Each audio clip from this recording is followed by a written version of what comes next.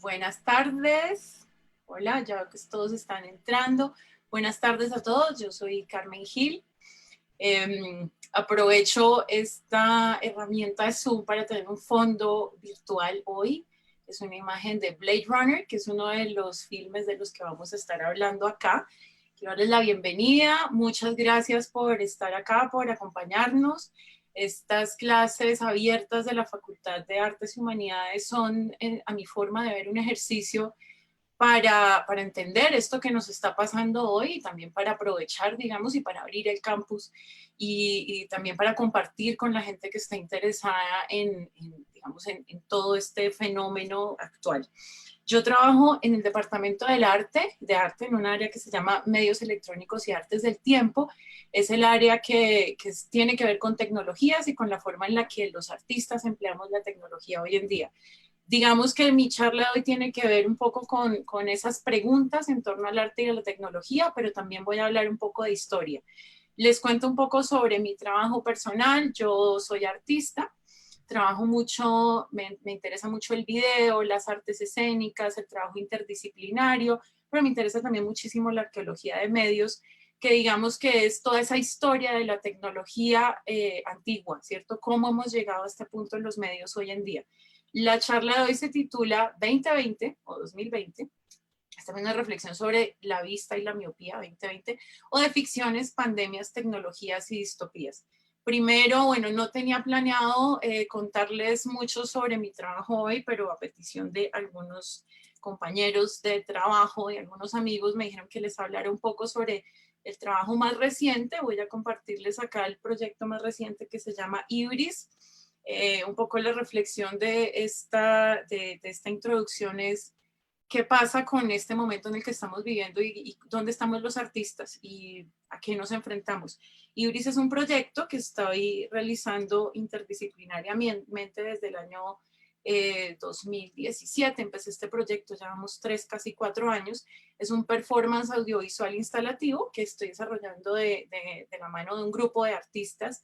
El colectivo se llama La Quinta del Lobo, es un proyecto interfacultades, es un proyecto que tiene el apoyo de la Vicerrectoría de Investigación y Creación, que es realmente un tema muy importante, y es que nosotros como universidad tenemos el apoyo de la Vicerrectoría para hacer nuestros proyectos.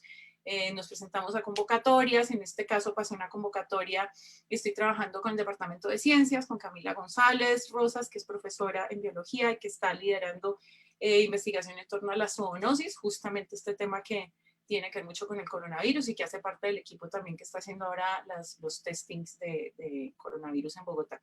Ibris es un proyecto en el que trabajo también con otro grupo de artistas maravillosos. Está Juanita Delgado en la voz y el performance, está Camilo Giraldo en la música y el diseño sonoro, Sebastián González Dixon en la programación y el live coding, y en la parte de bioarte, pues Camila González y Cielo León de biología, como les conté, y en el vestuario, pues hicimos cosas con Fernando Sierra, Don Elvis de Estados Alterados, y yo hice también cosas de vestuario. Y vamos a estrenar el jueves 12 de marzo, presentamos un fragmento en la cátedra abierta a Nuestro Futuro, la que dirige nuestro rector Alejandro Gaviria, y por motivos de fuerza mayor, pues todos sabemos cuál es nuestro motivo de fuerza mayor reciente, nos vimos en la necesidad de cancelar el proyecto. También, digamos, es una reflexión sobre a dónde vamos. Es un proyecto escénico, instalativo, donde hay música en vivo, multipantallas, hay un domo, y es un proyecto que exploraba el cambio climático es una serie de trabajos, está la presentación en inglés, pero pues la resumo brevemente. Ibris es una serie de trabajos que se inspiran en un artículo sobre el cambio climático, y es en especial en algo que se llama la paradoja del Grolar. El Grolar es la descendencia que tiene el oso polar cuando se mezcla con el grizzly. Gracias al cambio climático cambian sus periodos de apareamiento, cambian sus zonas de distribución en la Tierra y nace este bello animal que es infértil o mucho más débil, como muchos híbridos, y pues digamos que representa una metáfora del cambio climático. Esta es una ilustración sobre el Grolar. El proyecto tiene que ver un poco con las formas en las que nosotros hemos construido un paisaje contemporáneo, un paisaje postindustrial también, que tiene que ver mucho, digamos, con el tema que les quiero hablar en la conferencia, y tratamos mucho estas imágenes sobre minería, sobre efectos sobre la tierra, sobre deshielos, La obra también tiene un domo que tiene proyecciones con 3 proyectores. Se hace código generativo para generar estas imágenes que se basan en progresiones, digamos, de sistemas biológicos, y adentro del domo está la performer, que es Juanita. Esta es la estructura del domo sin la proyección. Hicimos un primer montaje en Berlín el año pasado en el Festival Plataforma, que dirige Marta Incapié, y pues el estreno va a ser en Bogotá en este año, ¿no? Entonces aquí está la primera versión del espacio del montaje. Es un montaje, digamos que escénico, experimental. El público no está puesto como en un lugar especial como en un teatro, sino que está inmerso en la instalación, como pueden ver en algunas fotografías. Y a mí particularmente me interesa mucho la relación entre arte, ciencia y tecnología. Es el tema que trabajo yo habitualmente. Me baso mucho en información real, pero también en información, digamos, de predicción o de estadística, que tiene que ver con imaginarse el futuro. Y también por eso pienso mucho en la ficción para esta charla de hoy. Digamos que el proyecto estaba inspirado en, por ejemplo, este mapa que según Frank Jacobs era la proyección de cómo se va a ver el mundo dentro de unos años cuando aumentara la temperatura a 4 grados. Y como se pueden dar cuenta, pues ya está, digamos, las zonas amarillas son zonas inhabitables, son zonas en las que hay desierto.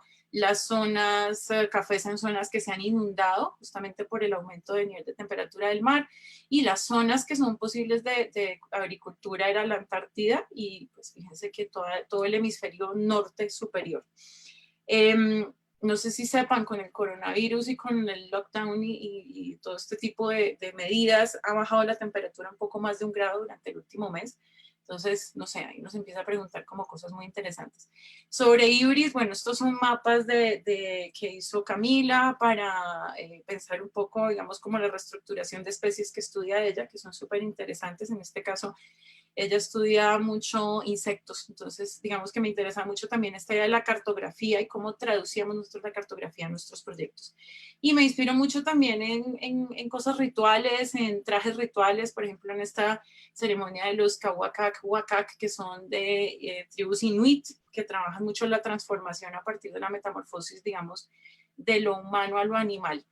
Y bueno, y estos son proyectos que hemos hecho anteriormente. El primer proyecto que hizo la Quinta del Lobo se llamó Vanitas Libellum, o digamos el libro de las vanidades. Es como una reflexión de el ritmo que vivimos nosotros en nuestra era contemporánea, o que vivíamos hasta hace un mes, y habla mucho sobre la identidad, sobre cómo construimos nuestras identidades en esta era. Esto se estrenó en 2012 y pues tuvo varias giras a nivel nacional e internacional.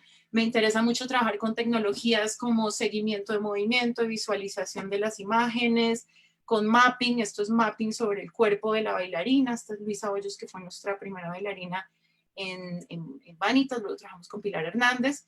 Y nos interesa mucho, digamos, a mí particularmente el trabajo, digamos, de componer o de crear una obra en conjunto, ¿no? Estos son ejercicios que hacemos, digamos, acá trabajaron Camilo Giraldo y Ricardo Gallo también, y lo que hicimos fue tratar de construir simultáneamente la música, la coreografía, los visuales, etc. Luego hicimos otra obra que se llamaba Cuentos de la Manglería, que fue una beca de gran formato de IDARTES, Teatro Mayor y Teatro Jorge Eliezer Gaitán. Esta es una obra de gran formato en la que habían 20 personas en escena. Y bueno, y hablaba un poco sobre la tradición de la manglería en el Pacífico, que es contar historias mientras se va navegando en el manglar. Aquí hay una imagen, pues si les interesa más, les podemos enviar los enlaces al Vimeo, donde están los registros de las obras completas y los trailers también. Digamos que para mí como artista la reflexión en este momento es sobre a dónde vamos, ¿cierto? Estas obras son obras hechas para teatro, son obras hechas para contar con un público. A mí me interesa mucho la experiencia, a mí me interesa mucho la poética detrás de la tecnología, no la tecnología como un efecto especial, sino realmente como una reflexión de en qué lugar estamos y qué es lo que tenemos que decir. Y creo que la tecnología ha sido una herramienta maravillosa, pero también ha sido una herramienta muy peligrosa y que nos ha llevado también a donde estamos en este momento. Entonces, digamos que mi pregunta como artista desde este lugar ahora es tal vez volver a donde empecé yo, que fue haciendo NetArt, que era arte para internet en la década de los 90, cuando no habían tantas posibilidades de producción de estos grandes formatos y este tipo de, digamos, de tecnologías como el mapping o como las proyecciones gigantescas y bueno, todo ese tipo de cosas. Aquí está el equipo, acá estoy yo, acá está Camilo, acá está Sebastián, acá está Juanita. Y bueno, estos son otros proyectos que hemos hecho. Esto es un filme para Domo, fue la primera versión de Ibris, se presentó acá en el Planetario, lo presentamos en varios festivales alrededor del mundo y me interesaban mucho esos formatos inmersivos grandes, ¿no? Ahora, pues vamos a ver qué pasa en los próximos meses. También les cuento de una vez, por si les interesa, ver un poco más sobre arte y tecnología. Hago la curaduría, yo nunca quise ser curadora. El curador, para los que no sepan, es una figura como un comisario, en Francia se llama el comisario, que es una persona que, digamos, construye un discurso alrededor de una muestra artística y busca obras y las articula y las expone. Desde el año 2015 empezamos a hacer Voltaje, que es un salón de arte y tecnología. Me invitó Juan Ricardo Rincón, que es arquitecto, que es también una persona que escribe reflexiones súper interesantes sobre el arte contemporáneo, sobre el espacio, sobre la arquitectura. Él se ideó un espacio que muchos deben conocer, que se llama la Feria del Millón. Yo había sido su profesora en la especialización en creación multimedia en los Andes y me invitó a hacer una muestra de arte y tecnología. El año pasado cumplimos 6 años de hacer esa muestra y lo que nos interesa un poco en Voltaje, que es una muestra que ha tenido artistas nacionales e internacionales, ya hemos tenido más de 60 en los últimos años, es justamente mostrar las diferentes formas de hacer arte a partir de tecnología. Entonces, al final les puedo contar un poquito sobre algunas obras que hemos tenido acá. Aquí están los artistas. Tenemos desde gente recién graduada de la universidad, proyectos de grado, por ejemplo, Wilder, por ejemplo, Sonia, por ejemplo, Daniel, han sido estudiantes de arte o de diseño, que tienen reflexiones súper interesantes y que utilizan la tecnología como un vehículo creativo. Pero también hemos tenido artistas muy reconocidos, como por ejemplo Jean-Marc Chomas, que es director del Laboratorio de Hidrodinámica de la École Polytechnique de París, o por ejemplo está Patrick Tresset, que tiene un robot que pinta, que hace dibujos, o hemos tenido a Liam Young, que es un arquitecto que trabaja en nuevas arquitecturas y bueno, es una persona muy reconocida y que trabaja con la arquitectura como tecnología. Entonces, bueno, aquí está Patrick, por ejemplo, que tiene este robot que hace retratos. Hizo una reflexión también sobre la tecnología. Al final, si quieren, podemos hablar un poquito más de obras de Voltaje. Hay gente que trabaja visualización de datos como Santiago Ortiz, que es matemático. Carlos Sabin hizo un trabajo bellísimo sobre la memoria, sobre el archivo familiar, por ejemplo. Entonces, digamos que un poco mi reflexión en torno a lo que quiero contarles hoy es cómo la tecnología, digamos que nos ha cambiado el mundo, nos ha llevado por diferentes caminos y en este momento nos está abriendo una puerta a otras formas de expresión y otras formas de pensar nuestro mundo. Nuestros compañeros del chat están recogiendo preguntas, por si alguien tiene alguna pregunta, pues las iré respondiendo a medida que vayamos avanzando. Bueno, quiero empezar con la presentación de la reflexión que hago yo, pues justamente se titula o de 2020 o 2020 de ficciones, pandemias, tecnologías y distopías. Y empiezo hablando un poco para hablar de la distopía, que es la disfunción de una utopía, quisiera remitirme al origen del término utopía. La utopía es un término que acuña Thomas More en 1516 y es la búsqueda de una sociedad o de un lugar ideal. Pero utopía, en la acepción, digamos, del término, es un no lugar, es un lugar que no existe.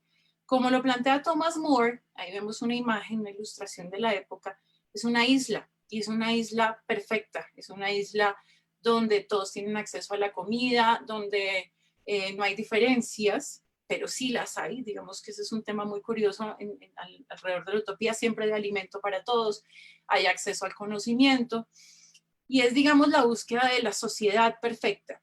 Es también en Thomas More una crítica a la Londres de su época, es también una especie de sátira a esa búsqueda de la perfección. Tiene muchísimas lecturas el texto de Thomas More y digamos que ha inspirado a mucha gente a repensar esa idea, digamos, de una sociedad correcta. Este es un fragmento, dice, aquí nos habla de ese tesoro encontrado es la sabiduría de la humanidad, digamos, ¿no? La que existe como una isla soñada donde el dinero y la propiedad no existen, donde el oro es despreciado, donde hay tolerancia religiosa, donde hay abundancia. Todos pueden practicar su religión siempre que sus convicciones no sean agresivas y su proselitismo se mantenga discreto.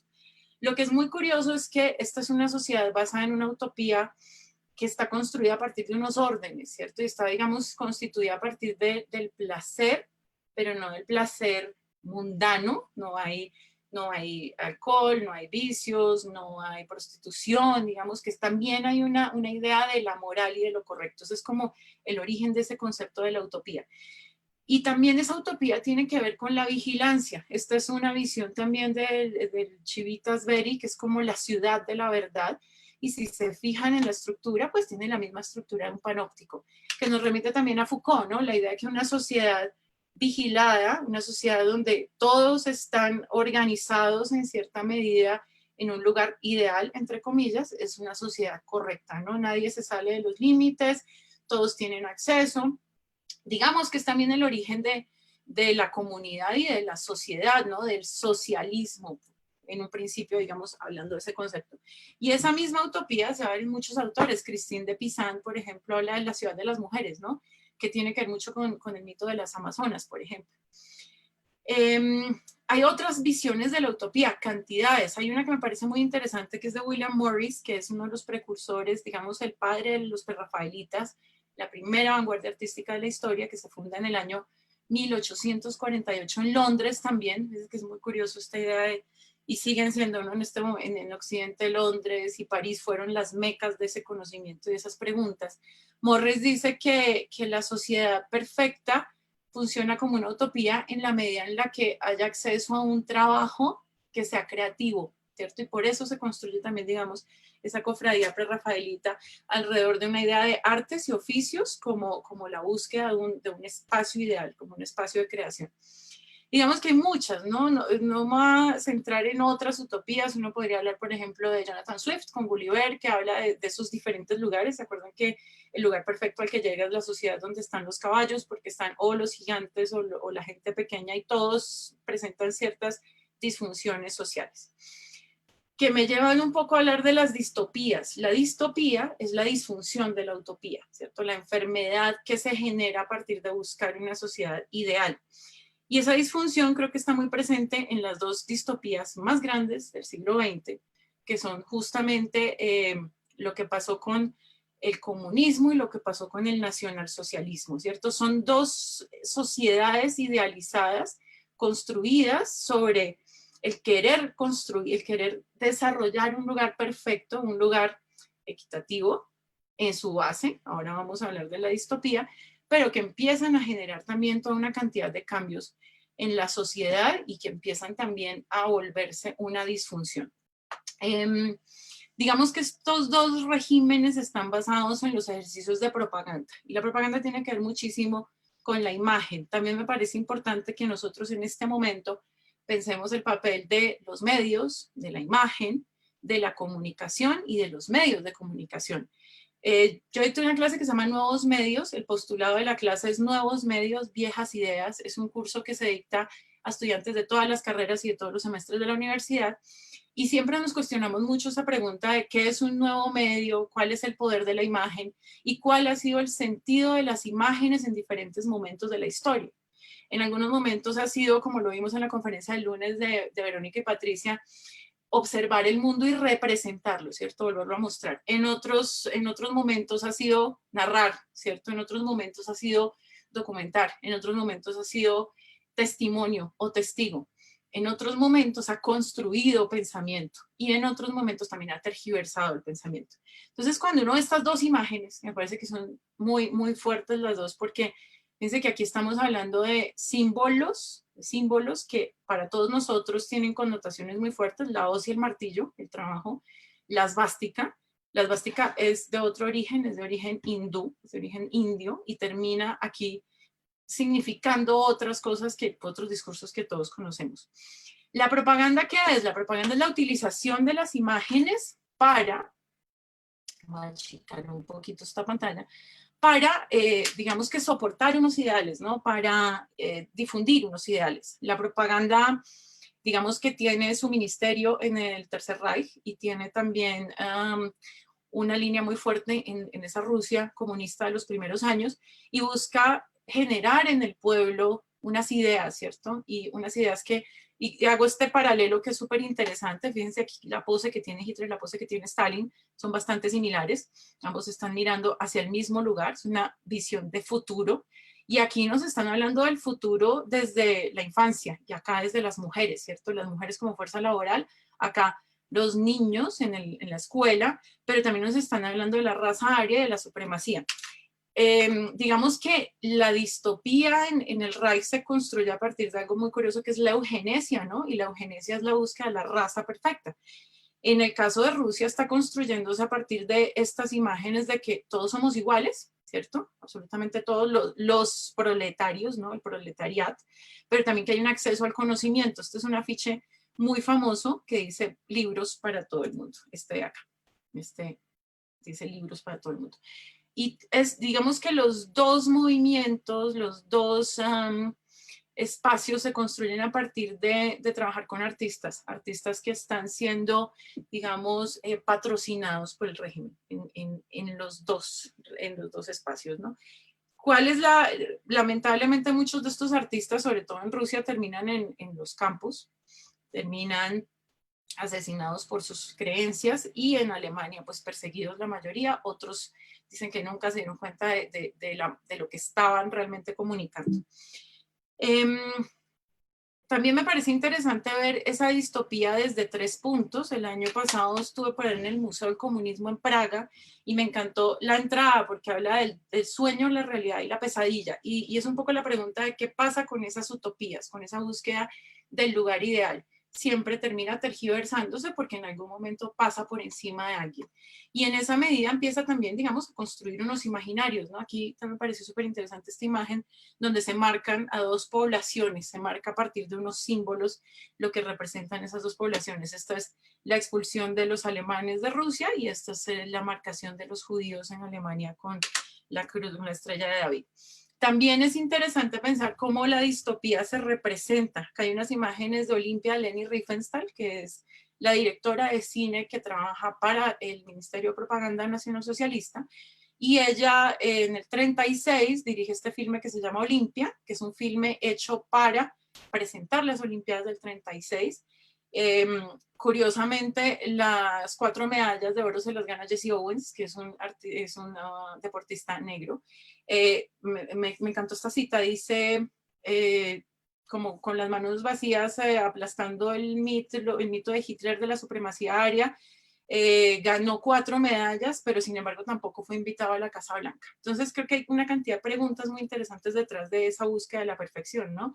Las Olimpiadas eran el momento en el que el régimen nacionalsocialista iba a mostrar su supremacía y hacen este trabajo mediático, este filme que es impresionante. Fíjense la relación que hay con la estatuaria griega, por ejemplo, con el discóbolo de Mirón. Acá también está toda esta idea de la belleza original, ¿no? De la belleza, digamos, pura griega, que en este caso es aria, pero es aplastada por este discurso, ¿no? Entonces, digamos que hay unas preguntas muy interesantes en todas estas imágenes. ¿Cómo estas imágenes también y cómo estas distopías empiezan a crear unos discursos alternos, ¿no? Yo creo que eso es algo que es muy interesante analizar. La siguiente relación que hago tiene que ver con cómo se cuentan esas distopías. Para, digamos que inicios del siglo XX, justamente entre los años 20, 30, 40, empiezan a aparecer unas exploraciones en ciencia ficción que son muy interesantes. Aquí les voy a mostrar 2 casos. Uno es Brave New World de Aldous Huxley. La ciencia ficción, digamos que tiene sus orígenes sobre todo en Julio Verne y en Edgar Allan Poe. En Verne, pues todos conocemos el viaje a la luna, por ejemplo, o el viaje submarino. En el caso de Poe hay un cuento bellísimo que se llama Un tal Hans Pfaall, que es la historia de un personaje que se decide irse a la luna en un globo aerostático. Pero digamos que esa ciencia ficción de los primeros años siempre nos habló de viajes interplanetarios, de vida extraterrestre, o de monstruos, ¿cierto? Monstruos de lo desconocido. El cambio que hay a la ciencia ficción, digamos, de inicios del siglo XX tiene justamente que ver con las distopías. En Mundo Feliz, de Huxley, nos hablan de una sociedad que busca la perfección de su raza. Entonces, los humanos, digamos, que no tienen acceso a esas modificaciones genéticas, son considerados ciudadanos de baja categoría. Digamos que el título se lo inspira a Shakespeare, al final quiero citar a Shakespeare nuevamente, y dice esto, lo toma de La Tempestad, del acto quinto, la escena 1 y 2, y dice, oh, qué maravilla, cuántas criaturas bellas hay aquí, cuán bella es la humanidad, oh mundo feliz en el que vive gente así. Y esta es, digamos, la predicción que hace Huxley de la eugenesia, ¿no? De cómo esa búsqueda de esa raza pura nos lleva a un lugar que no es tan feliz para nada, ¿no? En Brave New World la gente consume una droga que se llama Soma, que es la droga de la felicidad. Es una ciudad donde hay también hipervigilancia, donde no hay ningún tipo de libertad. El otro famoso escritor de esas distopías y que son, digamos, tal vez los padres de la ficción contemporánea es George Orwell, es inglés. En el año 49 se publica esta novela que se llama 1984, 1984, y los temas de esta novela son una guerra perpetua, una vigilancia omnipresente del gobierno, un negacionismo histórico, propaganda, no sé si les suena familiar todo esto, y hay 4 ministerios, el ministerio del amor, el de la paz, el de la abundancia y el de la verdad, y claramente son ministerios que trabajan sobre los opuestos, ¿no? El del amor controla quienes se pueden enamorar, el de la paz hace la guerra, el de la abundancia raciona la comida, y el de la verdad se encarga de construir una posthistoria, ¿cierto? Una postverdad. Entonces son, digamos, obras que hoy en día las vemos como muy visionarias del mundo contemporáneo. Entonces, si a alguien le interesa, chévere que le echen una leída. Detrás de 1984 hay una figura muy famosa, muy interesante, que es el Gran Hermano. Es una sociedad hipervigilada como por una especie de fuerza superior o de presidente supremo que nunca nadie ve. En 1984 no se sabe quién rige. Es como un gran ojo, como alguien que está observando absolutamente todo. Y es la historia de una persona que se revela a ese régimen, ¿no? Y que quiere tener una vida independiente. Digamos que ahí voy a saltar, siempre me gusta hacer estos fast forwards, a una propaganda con la que se lanza Apple Macintosh en el año 84. A ver, les comparto el audio, el sistema, y vamos a ver este fragmento. Today we celebrate the first glorious anniversary of the information purification methods. Created for the first time in all history, a garden of pure ideology, where each worker may bloom, secure from the pests of any competitive. Of course, is more powerful weapon than any fleet or army on earth. We are one people. One will, one resolve, one cause. Our enemies shall talk themselves to death, and we will reign with their own confusion. We shall prevail. On January 24th, Apple Computer will introduce Macintosh. And you'll see why 1984 won't be like 1984. Bien, bueno, vuelvo a mi audio. Creo que me deben estar oyendo. Momento que vuelvo a empezar esto. Ya, paso a la siguiente imagen. Vuelvo a la anterior. Aquí hay unos comentarios. Le dicen, sí, que hay una falta de memoria en el libro. Claro que sí, hay un control directo sobre el cuerpo, claramente, y sobre el sexo, sobre la sexualidad. También el Ministerio del Amor sí castiga a las personas por los crímenes y desaparecen a la gente. Claramente, yo estoy haciendo aquí un resumen muy breve del libro. Gracias por los comentarios. Digamos que lo que cuentan estos libros tiene que ver mucho con el hipercontrol, ¿cierto? Con la idea de ese estado construido sobre un mundo ideal, donde cualquier libertad de los humanos se ve como una amenaza, ¿cierto? Cualquier forma de pensamiento que salga digamos, de esa línea que ha dictado el gobierno, entre comillas. También está Fahrenheit, ¿no? Que es el libro donde se queman los libros que no están aprobados por el gobierno. Digamos que son obras que en su momento las vemos como ficciones, como obras apocalípticas, pero claramente creo que nos dan muchas luces del momento en el que estamos viviendo hoy.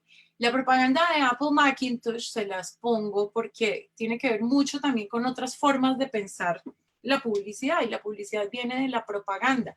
Esa es la propaganda con el comercial, digamos, para no decirle propaganda, porque tiene dos acepciones diferentes, ahora les explico un poquito a fondo. Con el que se lanzan los computadores Apple Macintosh en el año 1984 y termina, fíjense que entra esta chica corriendo con este martillo, rompe la pantalla donde está hablando este personaje que es como el gran hermano y lo que hace es traer la luz, ¿no? La pregunta original de Wozniak y Jobs era cómo los computadores, y esa es la metáfora que dicen ellos, cómo el computador personal iba a traer el fuego, ¿cierto? Y ellos veían esa herramienta como el fuego que iba a llegar a los humanos para crear independientemente. Claramente hay dos lados de la historia, ¿no? Sí, los computadores le permitieron a una comunidad muy grande producir, hacer proyectos independientes, hacer cine, crear imágenes, hacer música, pero por otro lado también nos unificaron, ¿no? Y por otro lado, pues todos conocemos la historia de Apple, se volvió un imperio gigantesco y es parte también del consumo exacerbado que nos ha llevado, como todas estas grandes empresas de tecnología, a la obsolescencia programada. Si les interesa ese tema de la vida útil de la tecnología, hay un documental bellísimo que se llama Comprar, Tirar, Comprar, de Cosima Danoritzer, donde habla un poco de cómo hay unos carteles, en especial habla de un cartel que se llama el cartel Fibus, que le puso una vida límite a las bombillas para que tuviéramos que comprar más. Entonces, digamos que este comercial de Apple Macintosh nos muestra la tecnología del lado de los humanos, nos muestra la liberación de esta sociedad de control y de dominación, pero digamos que también nos presenta estas otras disyuntivas, ¿no? Paso a hablar voy a ir a otra imagen que es esta, que tiene que ver también con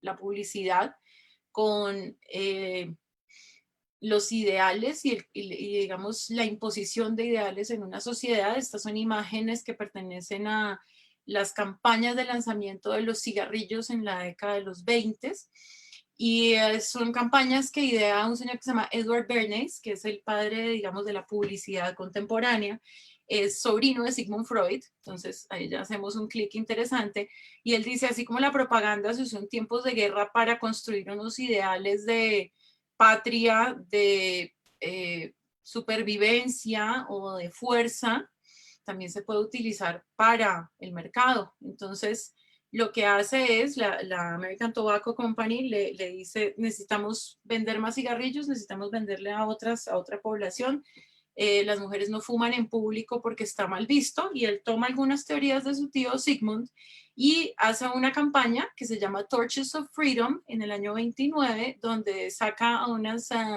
celebritantes, que son como, hagan de cuenta, las influencers de la época, a fumar por las calles de Nueva York y compara a esa escena con la Estatua de la Libertad fumando. Hace una relación muy curiosa, y es que el cigarrillo da la libertad y es como una forma fálica. Entonces es la forma en la que las mujeres pueden mostrar su independencia. Entonces, es una cosa bien, bien curiosa. Y fíjense en estas dos imágenes también que acompañan la fotografía y pertenecen a campañas posteriores. Una es Carole Lombard, una famosísima estrella de Hollywood que fue la esposa de Clark Gable, y dice que los cigarrillos le dan fuerza, que va a cantar mejor, que aclaran su garganta, y la otra claramente habla de cómo el cigarrillo ayuda a adelgazar, cómo buscar ese ideal de belleza. Entonces también tiene que ver con la utopía, pero claramente es una distopía. Y digamos que me interesa también pensar las imágenes desde ese punto de vista, ¿no? No solamente desde, pues podemos hablar de arte también, pero creo que esto es parte de una manipulación mediática que se ha venido desarrollando durante muchos años. Esta es otra imagen que me parece súper interesante. Esta dice que la televisión es la felicidad compartida por toda la familia. Fíjense que es una familia reunida frente a un medio, que es la televisión, y reunida de una forma muy curiosa, ¿no? Fíjense que aquí está claramente la mujer en segundo plano sirviendo, la niña está sentada en el piso, el papá acaba de seguramente llegar de un día de trabajo y están viendo la televisión. La televisión también corresponde, digamos que a un discurso unificador, a un discurso que está tratando, digamos, de guiar una unidad, ¿cierto? Una unidad conceptual, una unidad sociopolítica, sociocultural. Digamos que ahí esa es como una primera reflexión con la que quiero empezar. También quiero hablar del papel de las pandemias, las plagas y las crisis y cómo algunos artistas las han enfrentado. Para hablar de esto creo que es importante remitirse otra vez, siempre hago como unos saltos al pasado y al futuro, me interesa mucho hacer, digamos, esas analogías. Les quiero mostrar un par de imágenes. Patricia y Verónica hablaron de los libros de horas el lunes brevemente. Los libros de horas son unos libros maravillosos porque tienen la misión de acompañar a la gente, en especial en este momento a los nobles, en su camino, en su vida. Entonces nos cuentan, digamos, hay oraciones, hay episodios de la Biblia, hay preceptos para llevar, digamos, una vida correcta, pero también cuentan momentos de la historia. Y son espacios muy interesantes porque digamos que mezclan muchos medios. Este es un fragmento de las muy ricas horas del duque de Berry, lo hicieron los hermanos Limburg entre 1402 y 1416. El duque de Berry era un duque muy rico que tenía varios castillos y varios palacios en toda Francia, era primo del rey de Francia, y acá hay una escena de enero, esto es un calendario también, desde que aquí están Capricornio y Acuario, y nos muestra una escena, en este caso es enero, que es el mes de dar los regalos, acá está el rey de Francia, acá está el duque de Berry, y acá vemos a las tropas acercándose a la celebración. Pero también nos cuenta otras historias, por ejemplo, aquí está en enero y están, digamos que febrero, marzo por Acuario y Piscis, y está en abril y mayo por Aries y Tauro, y vemos la diferencia, que están los ciervos, ¿no? Toman, pues digamos, como calentándose, es invierno todavía, hay mucho ganado, hay grano en los silos, aquí están al fuego y atrás se ve, digamos, el pueblo, pero en mayo, por ejemplo, se muestra la corte y se muestra Jolimé, que es el mes del cortejo, es cuando la gente va a encontrar pareja. Entonces hay unas narrativas acá que son muy interesantes. También nos cuentan la llegada de la peste. Aquí se están muriendo varios pobladores. Los hermanos Limburg murieron durante la peste negra. El libro se perdió durante muchos años y se recuperó en el siglo XIX. Entonces, digamos que es un libro muy interesante porque nos cuenta historias que sucedieron en este momento, historias de cómo era la vida cotidiana y cómo cambia la vida también. Y hay otra cantidad de obras producidas en esos momentos. Esto es Albert Dürer. Esto es el Apocalipsis, los 4 jinetes del Apocalipsis. Es también, digamos, una especie de metáfora sobre la peste negra.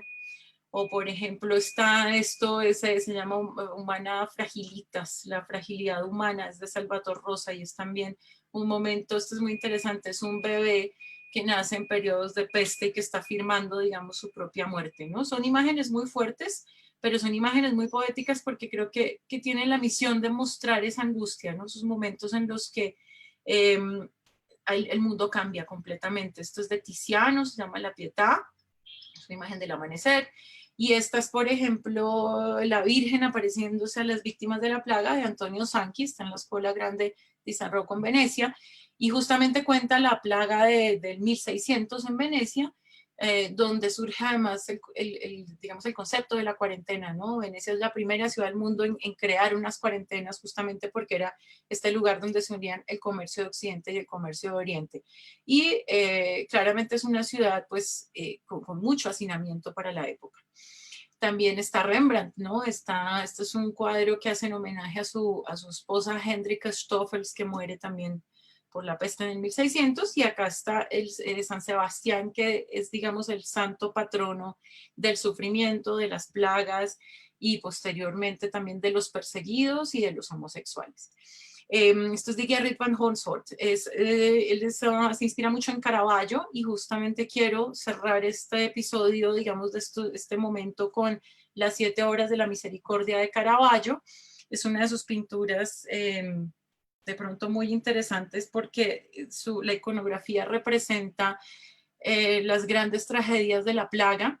Les voy a leer qué representan cada una. Está el entierro de los muertos, está la visita a los que están presos o a los hambrientos, o la alimentación de los hambrientos, darle posada a los que no tienen casa, vestir a los que no tienen trajes, cuidar a los enfermos y refrescar a los sedientos, ¿no? Son los 7 actos de misericordia, pues que claramente vienen del catolicismo, del cristianismo, pero acá están representados en una pintura.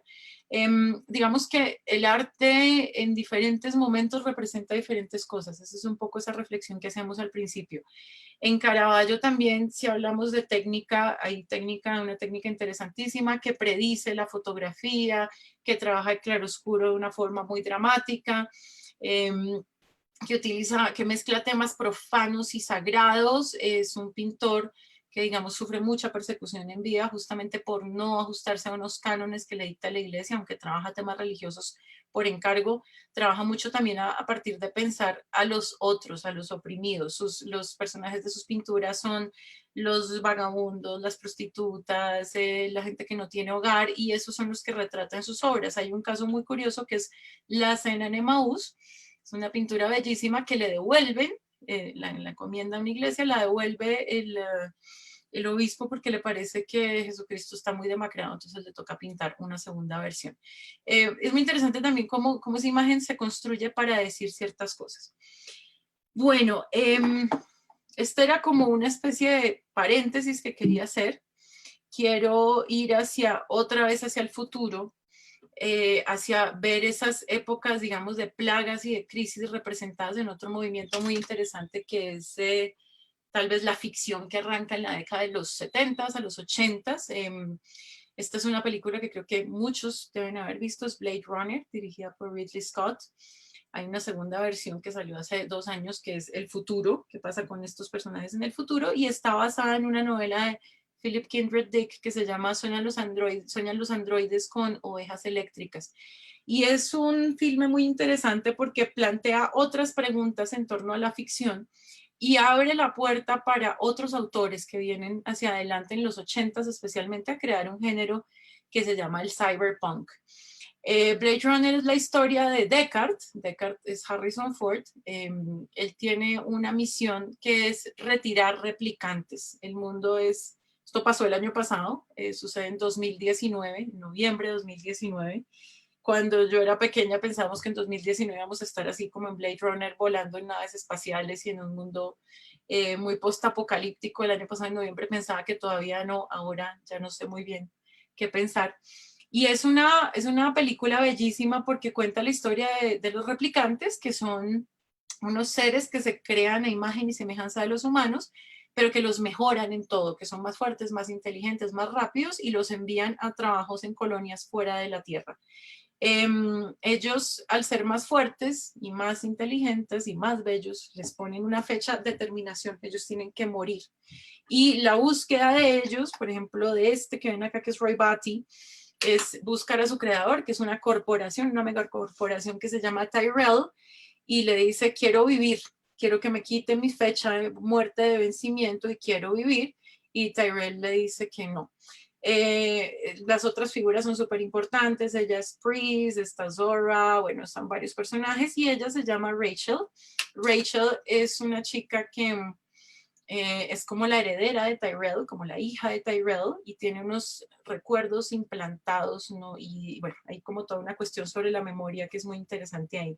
No les voy a contar mucho más por si no la han visto, para que la vean. Está en Netflix en este momento. También está Blade Runner 2049, que es la segunda versión, muchos años después, que pasa con Deckard, y tiene otra visión muy curiosa. Lo que es interesante acá es como la relación con el entorno. Es un lugar, y digamos que acá están las diferencias con esa ciencia ficción original, digamos que era la de conocer otros lugares, la de pensar que había vida extraterrestre. Acá se habla mucho, y son los temas principales, que influenciarían después del cyberpunk, se habla mucho, digamos, de un impacto negativo de la tecnología en la humanidad, se habla mucho de que la naturaleza está severamente dañada, de que el control lo ejercen grandes corporaciones, el gobierno ya no es el gobierno, obedece mucho a sistemas sociopolíticos y económicos, ¿no? Más que a una idea de un gobierno tradicional como se entendía anteriormente. Hay fusiones entre humanos y máquinas, claramente se habla mucho de cyborgs o ciberorganismos, y digamos que el mundo es muy oscuro, ¿no? Es muy oscuro y tiene que ver mucho con esa visión del futuro que se había pensado en la década de los 80. Esta es la misma imagen que tengo detrás de mí, es esa ciudad como se la imaginaron en los 80, justamente hace unas semanas murió el director de arte de Blade Runner, que se me acaba de escapar el nombre, ahora me acordaré. Las imágenes del cyberpunk son todas como muy oscuras, ¿no? Es un mundo oscuro, es un mundo en el que hay un pesimismo, ahora hay como unos nuevos géneros en la ciencia ficción.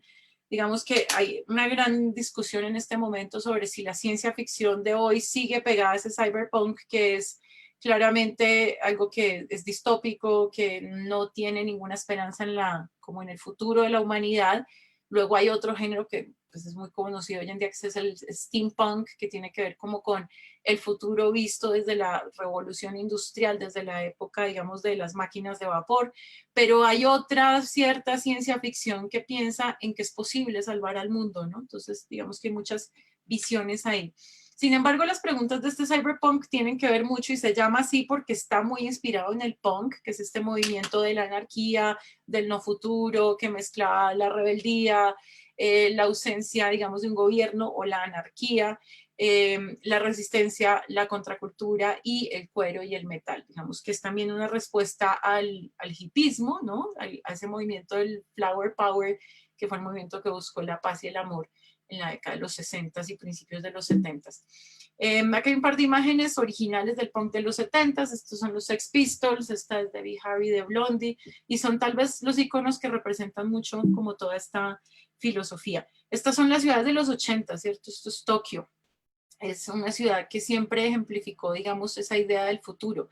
Pero también hubo muchas ciudades que inspiraron esto. Esta es una imagen de Metrópolis, de Fritz Lang, que es una película importantísima para entender cómo esa visión del futuro.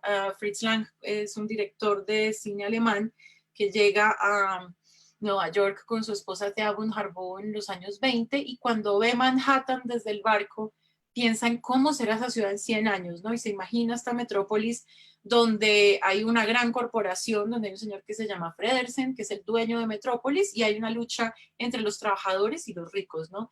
Fíjense que en estos espacios, digamos, de utopías y distopías siempre hay una lucha de clases subyacente y hay una idea de que el poder está en las manos y el conocimiento está en las manos de los ricos.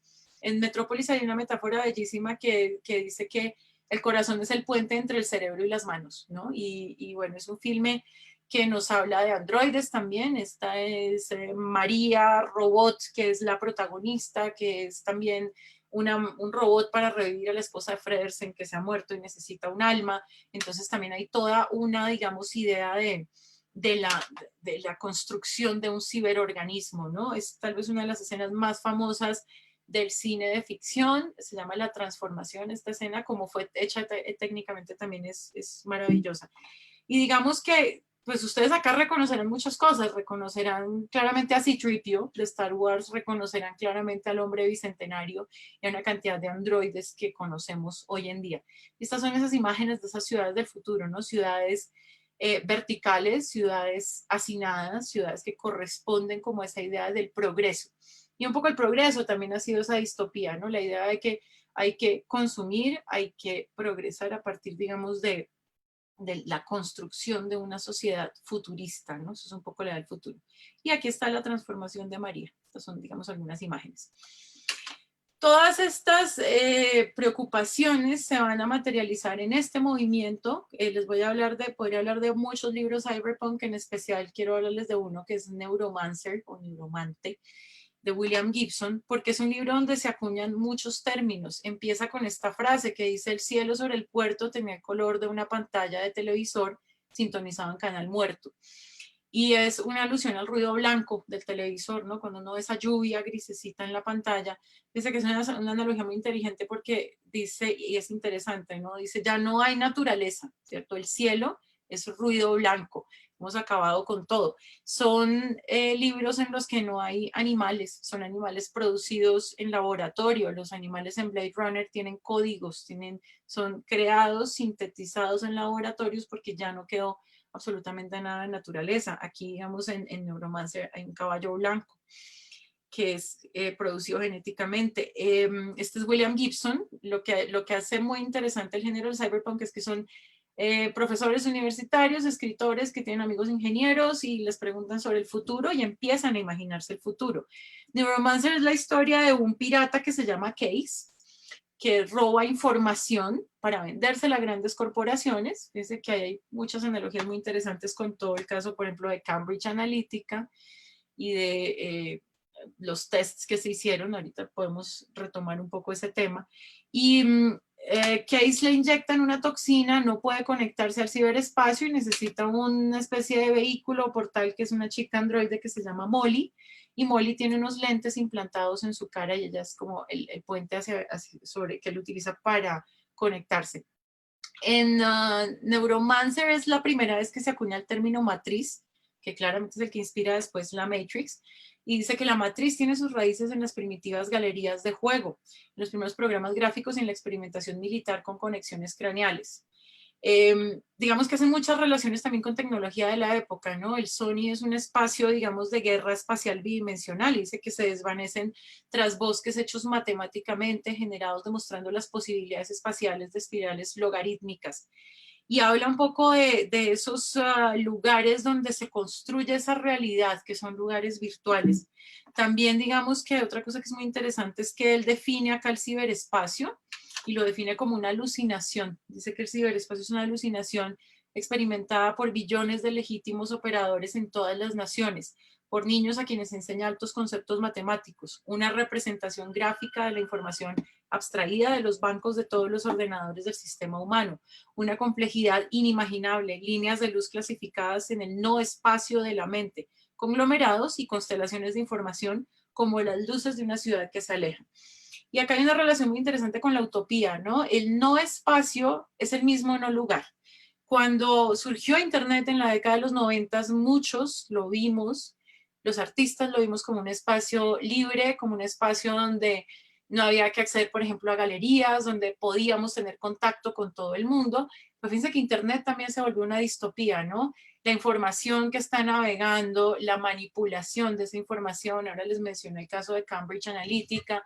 Cambridge Analytica es una empresa que se fundó a partir de sacar estudios de Big Data, de todos los datos que nosotros continuamente estamos dando, compartiendo en Internet. Acuérdense siempre, si es gratis, no es gratis, algo, el producto es uno, claramente. Y lo que hizo Cambridge Analytica fue tomar un estudio que ha hecho la Universidad de Cambridge para perfilar digamos, personalidades a partir de la información que nosotros compartíamos en redes sociales, por ejemplo, Facebook. Y hicieron un test que se llamaba Apply Magic Sauce, que ya no está en línea. Es una pena porque era muy divertido. Lo que hacía el test era agarrar toda la información que uno tenía, por ejemplo, en Facebook y trazar un perfil y definir qué orientación religiosa, política, intelectual podía tener una persona.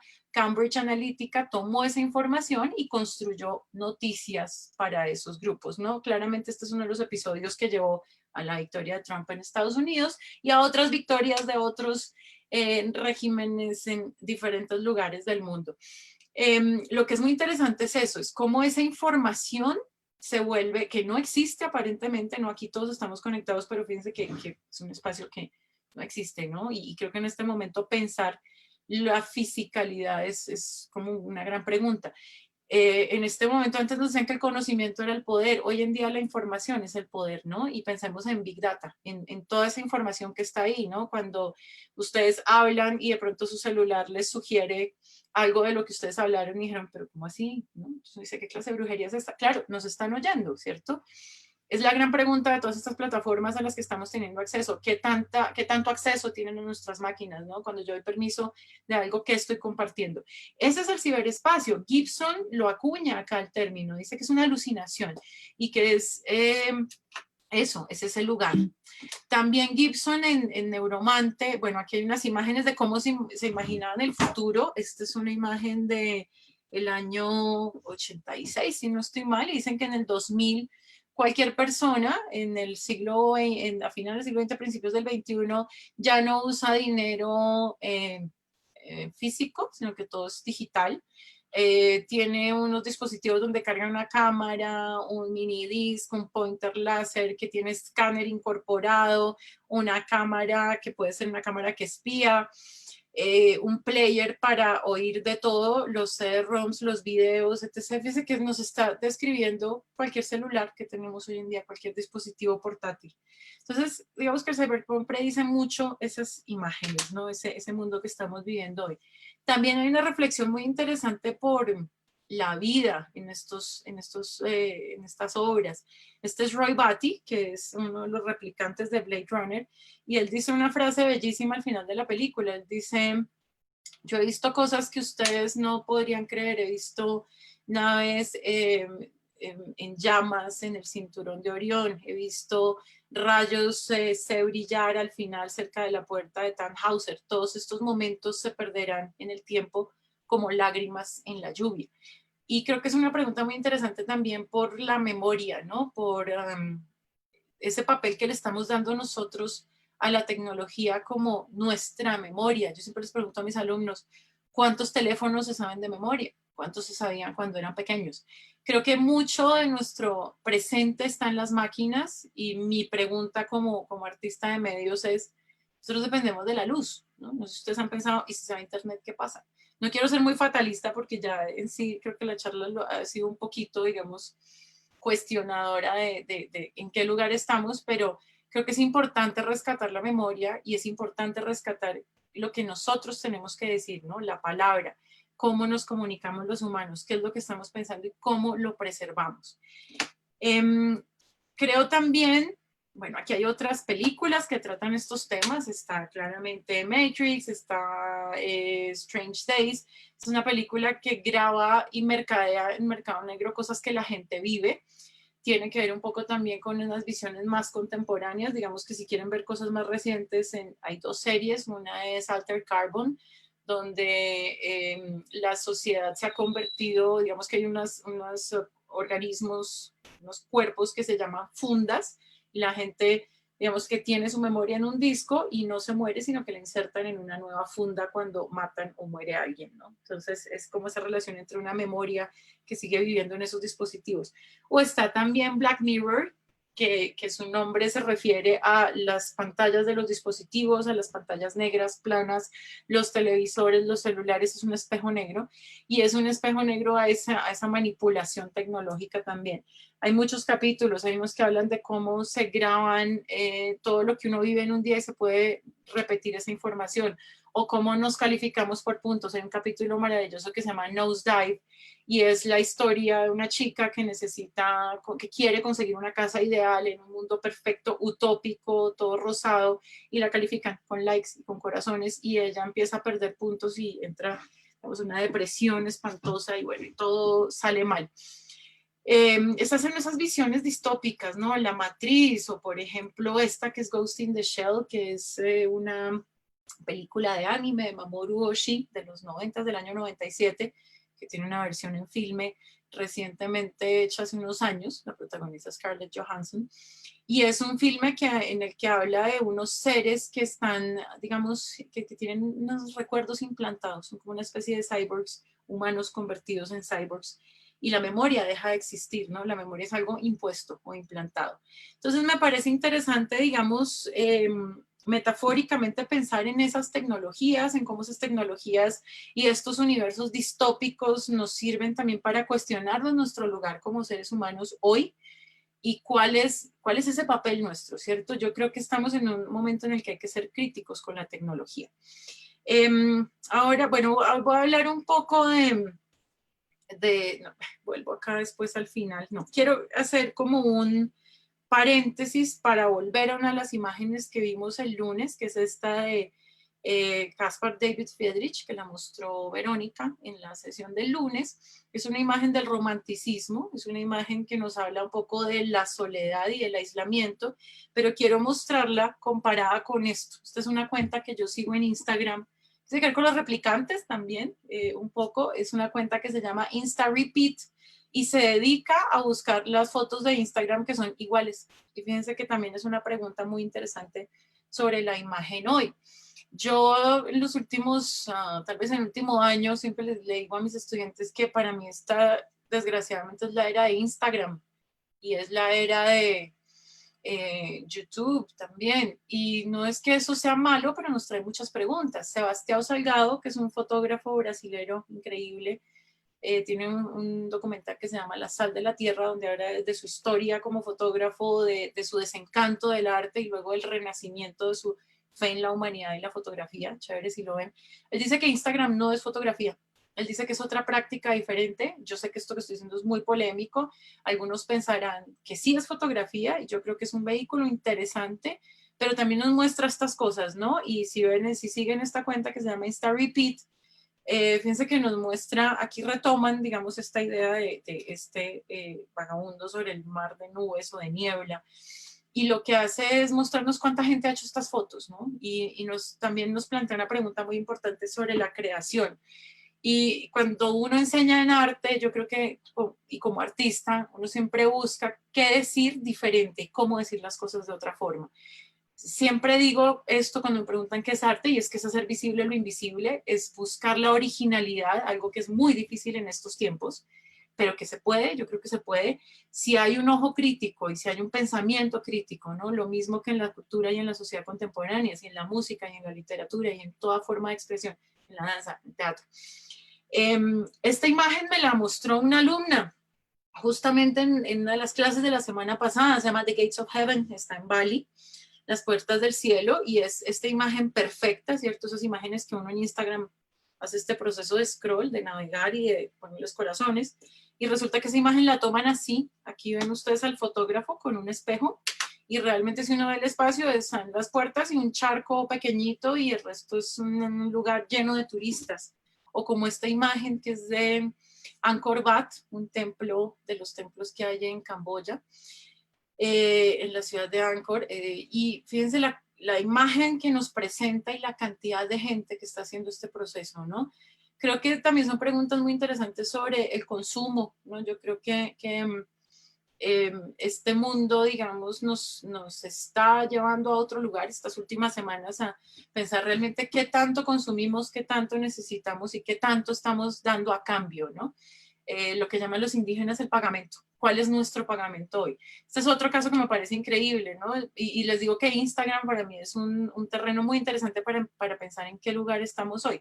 Estos son los campos de lavanda en Valensole, que es en el sur de Francia, en la Provence. Y los campesinos, los cultivadores tuvieron que salir a poner un aviso que sea, por favor, respeten nuestro trabajo, porque en la época en la que florecían los campos llegaron cientos de personas, atravesaron propiedad privada, llegaron camiones con cambios de vestuarios para producir estas imágenes para Instagram, ¿no? Entonces, creo que es interesante también pensar nuestra sociedad como pandemia, ¿no? Y creo que nos ha puesto esto en el otro lugar, ¿no? El resurgimiento de la naturaleza, el silencio de estos días, ese mundo tan que lo pensábamos tan lejano como es de cercano hoy.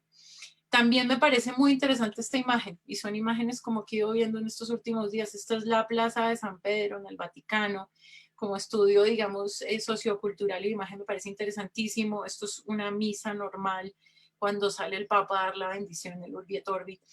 Esta es la plaza llena de gente, y esto fue lo que se vio la semana pasada, ¿no? Como imagen me parece que es súper interesante pensar en eso, en qué representa una imagen para nosotros y cómo se construyen esas imágenes.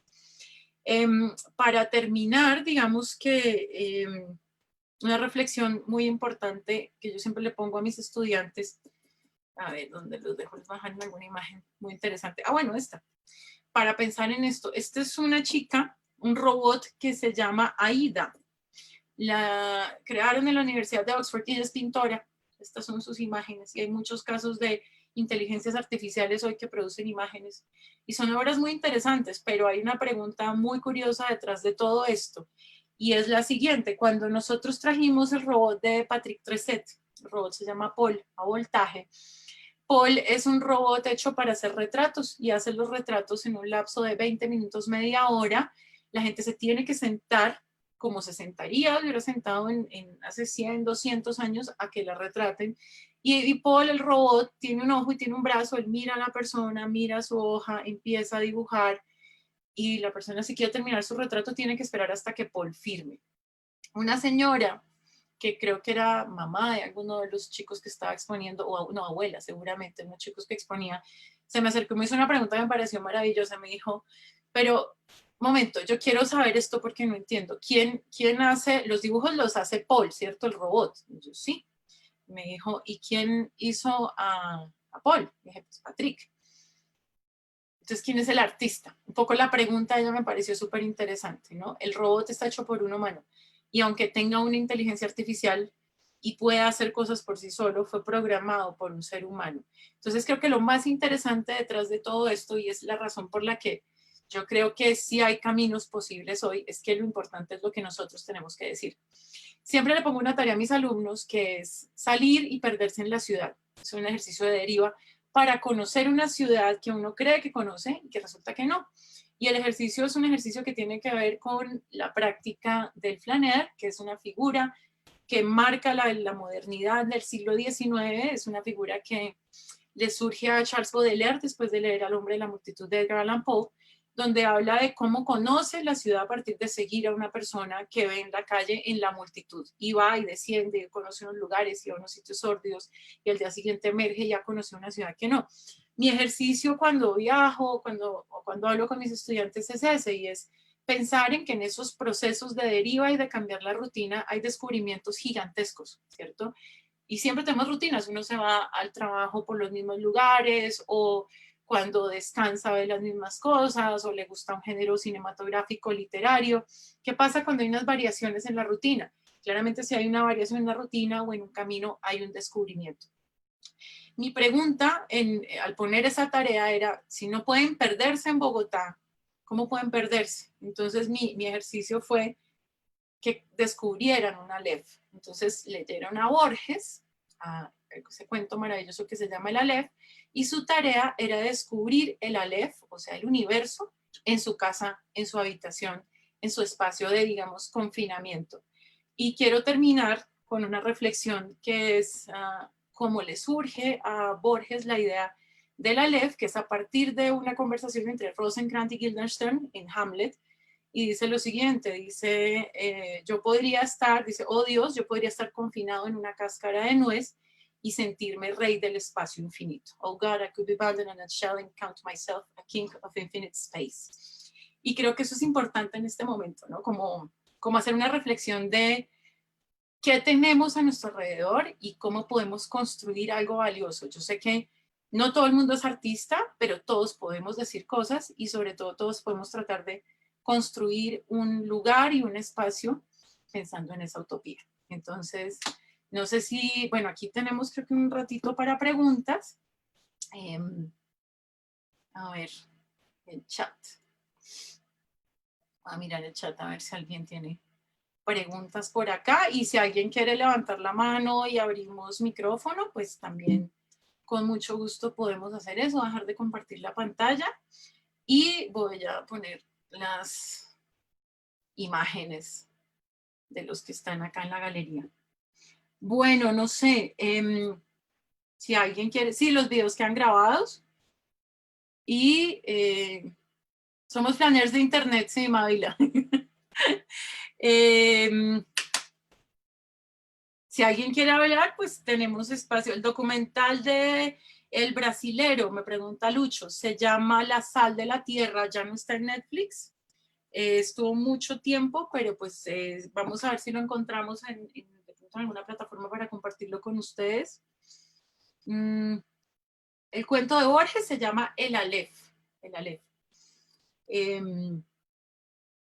¿Cómo se dialoga entre esos conceptos de distopías y utopías?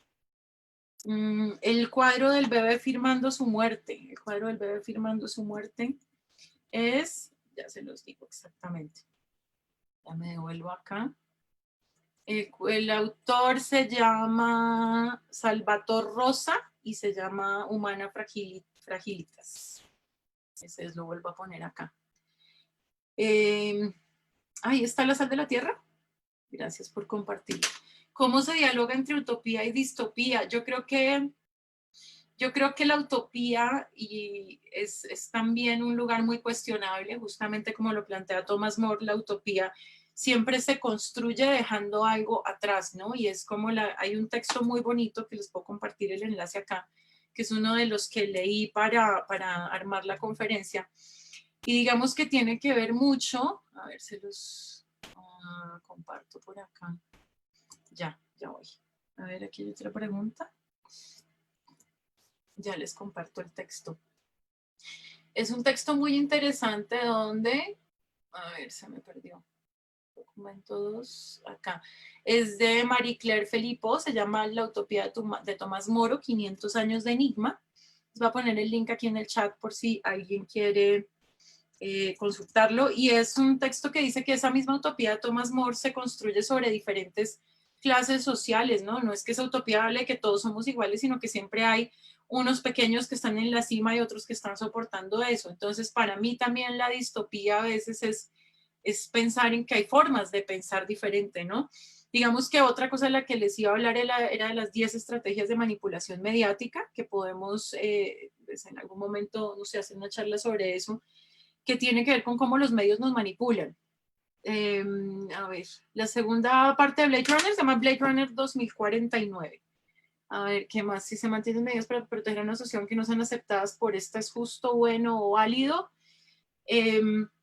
Yo creo que cualquier cosa obligatoria no está bien. Yo pienso que siempre que se trata de imponer una verdad, estaba encima y va aplastando otras formas de pensar. Y yo creo que en un mundo ideal, en esa utopía, todo el mundo podría tener voz y voto, ¿no? Yo creo que también eso es un poco esa pregunta que se hace uno a veces cuando ya Bolsonaro, ¿no? Diciendo que hay que evangelizar a los indígenas. Realmente es una visión muy sesgada y es una visión muy pobre del mundo, ¿no? Es no reconocer los pueblos originarios, es no reconocer unos modelos de pensamiento que son maravillosos, ¿no? Todo tipo de sectas tienen, y todas esas visiones extremas donde se trata de imponer la verdad, pues son distópicas, ¿no? Realmente.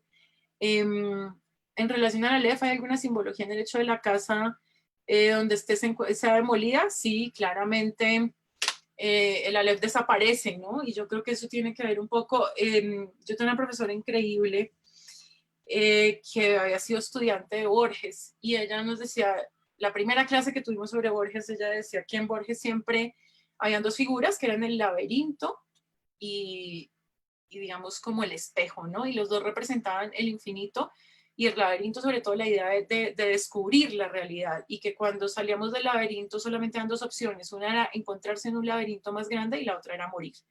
Claramente la casa se demuele y se pierde, ¿no? El Aleph. A ver, me devuelvo por acá. La imagen de perderse, el flaner, la imagen se escribe flaneur y es una figura literaria que le surge a Charles Baudelaire. Flaneur se escribe en francés, acá lo escribo en el chat. Todos los que han sido alumnos míos han tenido que hacer ese ejercicio. Y el femenino es el flanés, así. Es bellísimo, también hay un libro bellísimo sobre recientemente escrito sobre el acto de flanés, de la mujer que puede recorrer las ciudades sola y el mundo sola. Es muy interesante. Gracias a los que les gustó la clase. Macondo es una utopía, claro, obviamente. Macondo es un pueblo donde se pierde la memoria y hay que ponerle nombre a los objetos. ¿Qué más por acá? El bioarte El conejo de Cac, claro que sí, Andrea Forero.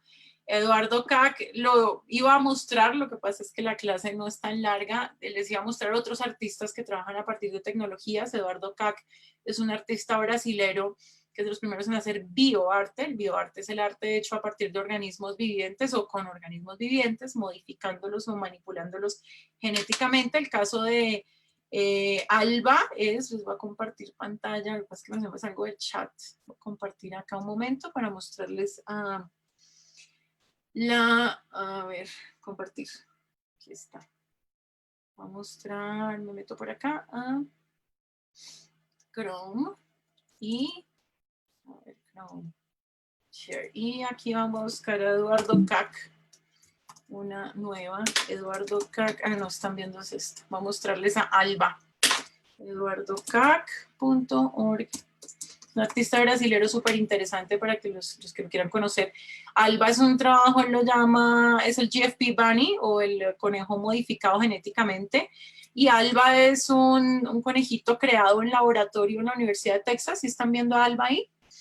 Alba, él dice en sus entrevistas, estuvo por acá en el Festival de la Imagen en Manizales hace muchos años, y él decía que su plan era crear este conejo modificado genéticamente a partir de una línea de ADN bioluminiscente, como de estas medusas que brillan en la oscuridad, y que quería que Alba se reprodujera con los conejos que tenía en su casa para crear una nueva raza de conejos. La Universidad de Texas, digamos que secuestró a Alba y Alba murió en confinamiento y hubo muchos movimientos para liberar a Alba, pero habla mucho digamos, es una metáfora también sobre la manipulación genética, ¿no? Cómo hemos construido y manipulado genéticamente un montón de especies, y hay todo un trabajo de estudio de la simbología del conejo en diferentes culturas, ¿no? Entonces, si quieren ver el trabajo de Kac, pues aquí está el enlace también, acá lo pongo. Voy a responder a todo el grupo, ahí está. A ver, me devuelvo a las preguntas. A ver, ¿dónde estábamos? Por acá, el distopía, el conejo. ¿Dónde estoy? ¿Cómo ser original en un mundo donde casi todo está creado? Yo creo que siempre se puede ser original en cualquier medio. Lo importante, justamente ayer leía una pregunta muy bonita de Halim Badawi, que es un crítico de arte colombiano maravilloso, donde decía que iban a ser los artistas que producían obras para los mercados y las ferias de arte, que será que ahora sí van a encontrar su propio camino en el arte. Y es una pregunta maravillosa, ¿no? Porque mucha gente hace arte. Claro, todos tenemos que vivir de algo y todos tenemos que comer de algo, pero yo creo que en la búsqueda de la originalidad y en la búsqueda yo creo que de la honestidad de uno como creador, hay un camino gigantesco, ¿no? Y es no seguir las modas a veces, ¿no? No pensar en que esto es lo que se está vendiendo, sino que a veces las cosas más absurdas pueden tener salida porque son honestas, ¿no? Entonces yo creo que eso es muy interesante. A ver, ¿qué más? El link de la lectura, Johan pregunta, ¿cuál lectura? Los medios nos manipulan muchísimo, es otro tema maravilloso, que es el de Chomsky y, a ver, narrativas distópicas, los gobiernos no gobiernan sino las corporaciones. Es un efecto que ya estamos viendo con Trump. Claro, la piratería de los gringos ahorita con todos los supplies de tecnología, lo estamos viendo, ¿no? Trump es una corporación, Trump es hombre de negocios, no es un estadista, no es un político, y uno lo ve claramente en su discurso. ¿Qué pasa con la gente que en realidad se ha formado para ser un político? ¿No? Muy pocos, ¿no? O sea, no entremos en eso, que nos deprimimos más que con el cyberpunk. El libro de Orwell se llama 1984. En momentos extremos resaltan la distopía del mundo actual, sí. Esa es claramente creo que estamos muy enfrentados a esto, y creo que por eso es tan importante crear estos espacios para pensar, ¿no? Porque no es nuevo, realmente fíjense que estas preguntas las tuvieron durante muchos años muchos artistas, muchos autores, ¿no? Entonces creo que es importante. No hablamos de filósofos, ¿no? En este momento hay un libro rotando por ahí, una compilación que se llama Sopa de Wuhan, me parece rarísimo y chistosísimo el nombre, pero es un texto que compila a Agamben, a Zizek, a Byung-Chul Han, y son visiones desde todos los puntos de vista, ¿no? Para dónde vamos, dónde estamos, el hipercontrol, por qué en Asia tuvo éxito el confinamiento inteligente, porque la gente está completamente monitoreada, porque si alguien sale de su casa le mandan un drone, ¿no? Entonces uno lee esos textos y dice, bueno, luego hay otros que dicen, no, eso ya lo escribieron hace 30 años, por ahí le leí, a mí me gusta mucho a veces leer gente en Facebook, tengo un círculo interesante, afortunadamente, y Mario Jurcic decía que esos textos sí eran interesantes, pero que están muy adentro del fenómeno y eran miopes por eso, y que hace 30 años había un autor, voy a ver si lo encuentro acá y cito de una vez a Mario Jurcic, que hablaba de esto desde el caso de Chernóbil, desde alguien que había dicho que Chernóbil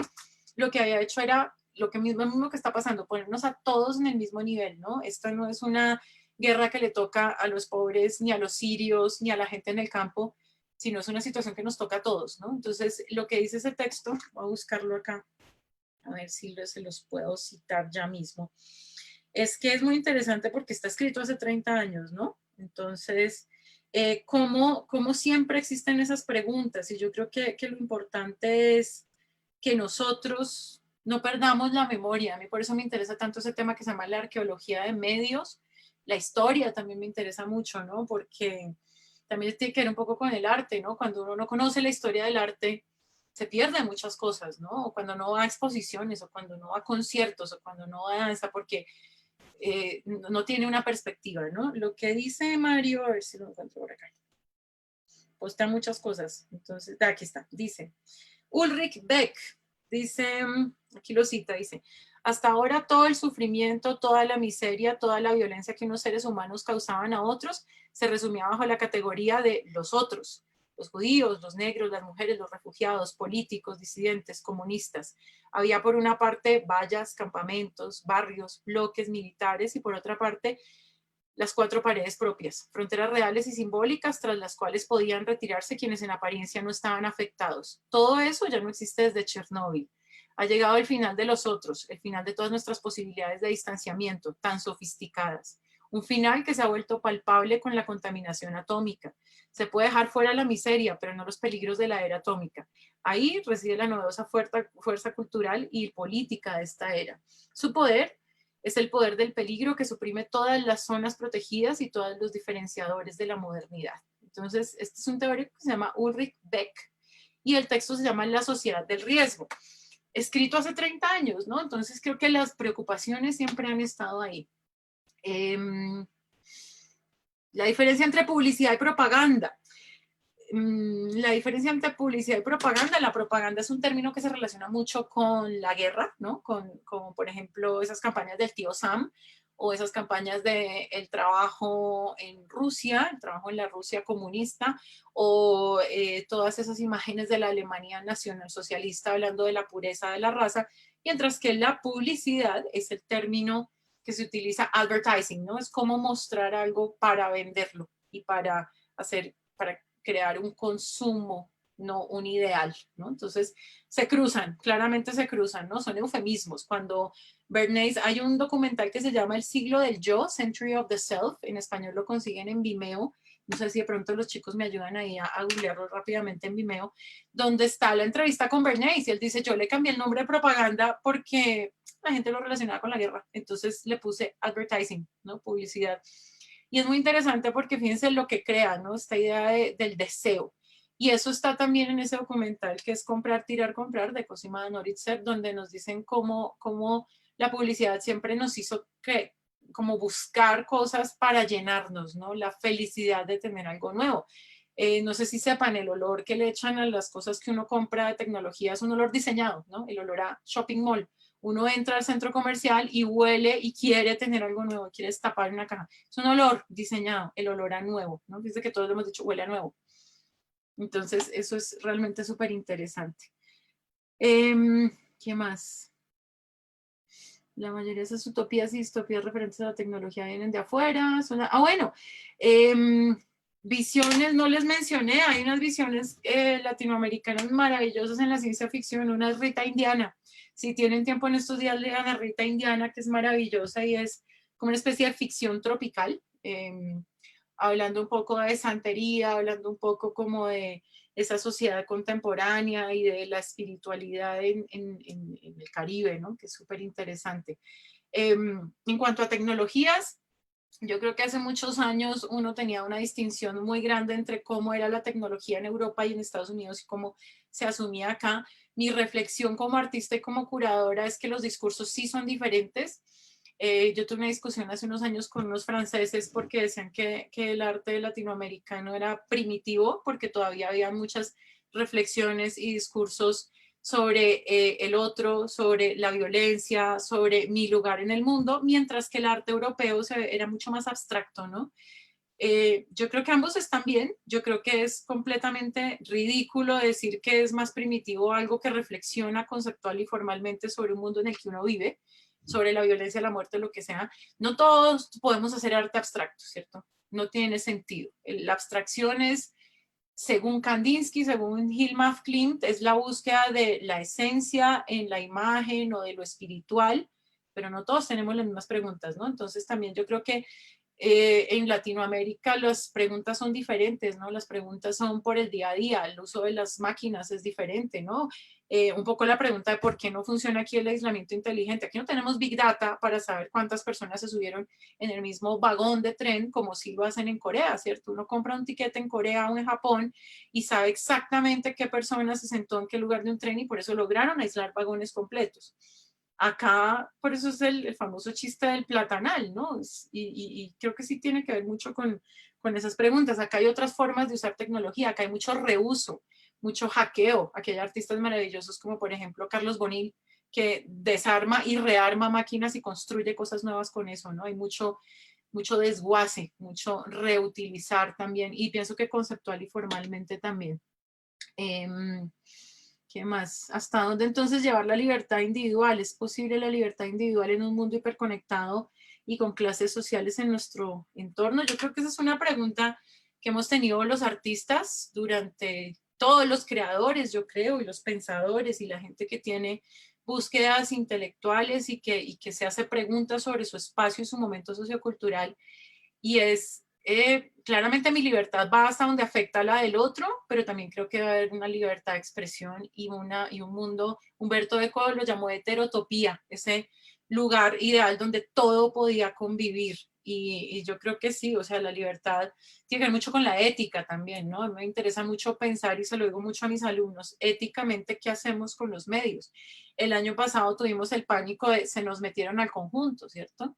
Este año tenemos otro pánico, otras cadenas diferentes. Yo creo que esa libertad y esa ética van en la forma en la que uno crea, comparte, conversa, cuestiona, ¿no? También la idea de que esas burbujas se cierran o de atacar al otro, ¿no? ¿Cómo cuento yo o cómo plasmo mi pensamiento? Yo creo que eso tiene que ver mucho con el diálogo.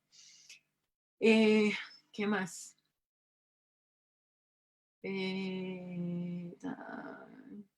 Ay, Patricia, saludos. Nuestra jefe de cana por ahí. Camilo. No tenía clases de la Javeriana. Wow, o sea, muchos años, 2007 por ahí.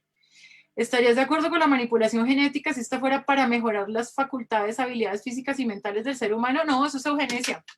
Yo creo que eso es eugenesia y es exactamente lo mismo que quisieron hacer los nazis y es lo mismo que nosotros queremos hacer cuando pensamos que todo el mundo debería pensar igual, ¿no? O sea, creo que eso es lo que es cuestionar la libertad.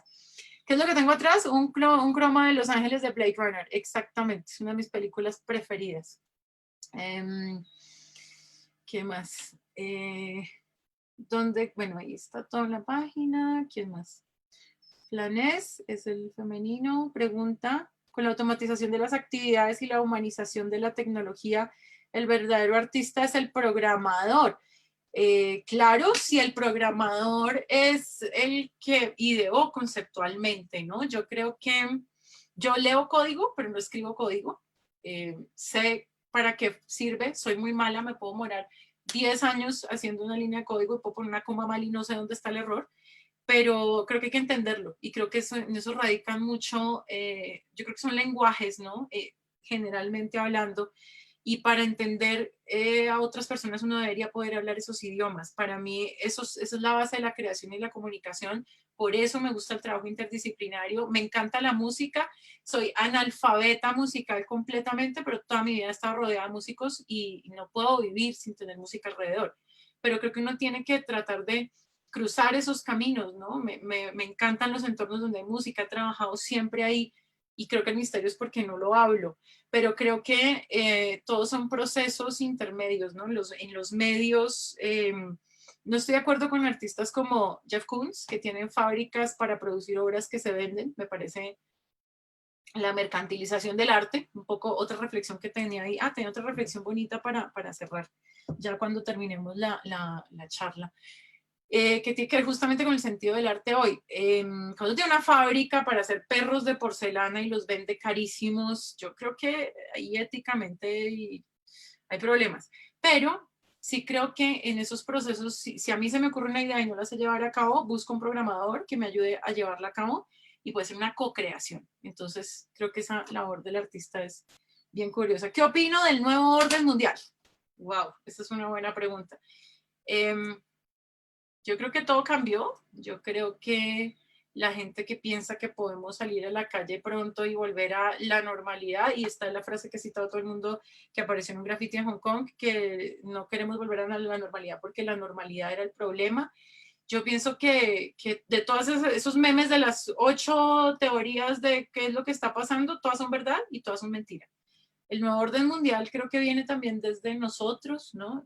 Yo siempre he pensado que uno puede hacer cambios a pequeña escala. Uno se está enfrentando a un monstruo gigantesco y a muchos monstruos de muchas cabezas que son estos políticos que no les importa nada. Claramente el crecimiento económico es importante, pero lo estábamos haciendo mal. Entonces creo que sí hay un nuevo orden mundial. El artista es el robot y el tipo que lo creó es el programador. Son cosas distintas, ¿no? El artista es Paul, es Patrick, los dos son artistas. Mostrar distopías puede ser un ejercicio de denuncia de alarma, pero al mostrarse masivamente podrían conllevar a acostumbrarnos a aquellas y aceptarlos. No. No, yo pienso que justamente la pregunta es que la crítica que nosotros logremos, y a mí por eso me gusta dictar clases. Yo, por ejemplo, la vez del pánico se nos metieron al conjunto. Eso fue el viernes, yo tuve clase el lunes y les pregunté a mis alumnos quiénes entraron en pánico el viernes. De una clase de 55 personas, creo que 55 levantamos la mano. Y un poco la pregunta es, si uno no habla de esas cosas y de esas distopías, WhatsApp es una distopía, Facebook es una distopía, Twitter más, ¿no? La gente gritándose todo el tiempo, insultándose y diciéndose cosas y compartiendo información sin corroborarla. Creo que mostrar las distopías es justamente poder tener una presencia y una actitud crítica ante ellas, ¿no? Yo creo que yo por lo menos antes de compartir algo, busco, leo, pues soy profe, obviamente, entonces necesito saber si sí o si no. A veces alguien posta algo y le digo, oye, es falso. Entonces a veces me dicen, ay, tan cansona. No corrijo ortografía, pero pues, es otro tipo de psicosis que hay por ahí, pero sí me gusta revisar esas informaciones, ¿no? Los famosos Snopes, los fact checkers, ¿esto es verdad o no? Porque la gente entra en pánico fácilmente. Y sobre todo cuando uno es profesor, tiene, yo creo que una obligación moral y ética para decirle a la gente, pensemos un poco, ¿no? Estamos en un lugar privilegiado, sí, estudiar es privilegiado. Fíjense que el acceso a la educación, ¿por qué no es un derecho universal? Porque claramente a algunas élites no le importa que la gente tenga un pensamiento propio, porque claramente el entretenimiento es embrutecedor, porque claramente para la gente es más fácil consumir espectáculo que enfrentarse a algo que lo cuestione, ¿no? Conceptualmente o en sus principios o a la voz del otro. El vecino como vigilante en relación a 1984 y la cultura actual. Esa es la gran pregunta, ¿no? Fíjense que esa es la pregunta del comunismo de Cuba, ¿no? El vecino de cuadra que mira a los otros. O el que decía alguien decía la semana pasada por ahí en Twitter que había que tener rondas de vecinos que dijeran quién salió a la calle, cuándo y a qué horas y cómo, y si salió con tapabocas o no. Eso es hipercontrol y eso es completamente distópico. Ah, ahí está, sí. Jaime dice, si el programador tiene el poder ético de decidir lo que hace un robot, el famoso ejercicio de a quién atropellar primero, convertiría esto al creador en asesino, claramente. Sí, no sé si han hecho el ejercicio de a quién salvar. Yo hay clases abiertas en algún otro horario. Podemos hacer más clases, yo no tengo problema, yo hablo mucho. Me gusta hablar, entonces, si alguien quiere, con mucho gusto podemos hacer otra charla. La propaganda tiene sentido social y no vende nada, exactamente. ¿Cómo se llama el documental? Ahí está Century of the Self. Everything is a remix. Ahí Jaime también nos está compartiendo que todo es una remezcla, claramente.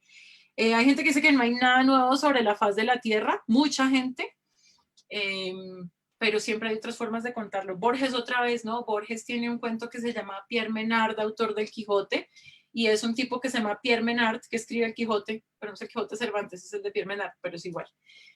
Son preguntas bien interesantes.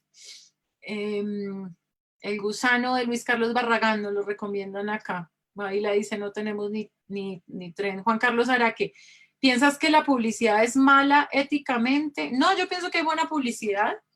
Yo pienso que el problema es el hiperconsumo. Hay una animación que me encanta de Steve Cutts que se llama Man. Es un animador que tiene unas piezas bellísimas y habla del hiperconsumo. Yo pienso que nosotros, yo trabajé en publicidad, aprendí mucho y detesté esa industria. Me parece que deshumaniza las cosas, me parece que su único objetivo es hacer que la gente hiperconsuma. Tuve muchas discusiones éticas porque tenía que ir a buscar clientes como fuera y venderles lo que fuera, independiente si lo necesitaban o no, y renuncié justamente porque una de mis tareas era venderle a alguien que tenía una panadería una red para que vendiera pan por internet en el año 2002.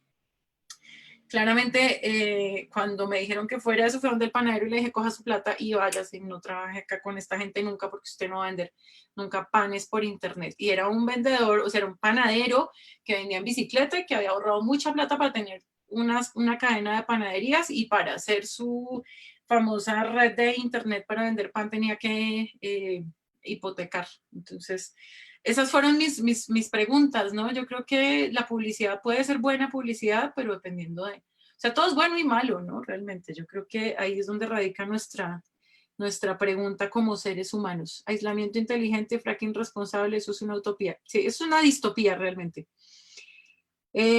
Cami dice, hay un texto que se llama La zona temporalmente autónoma que habla un poco de eso de Hakim Bey.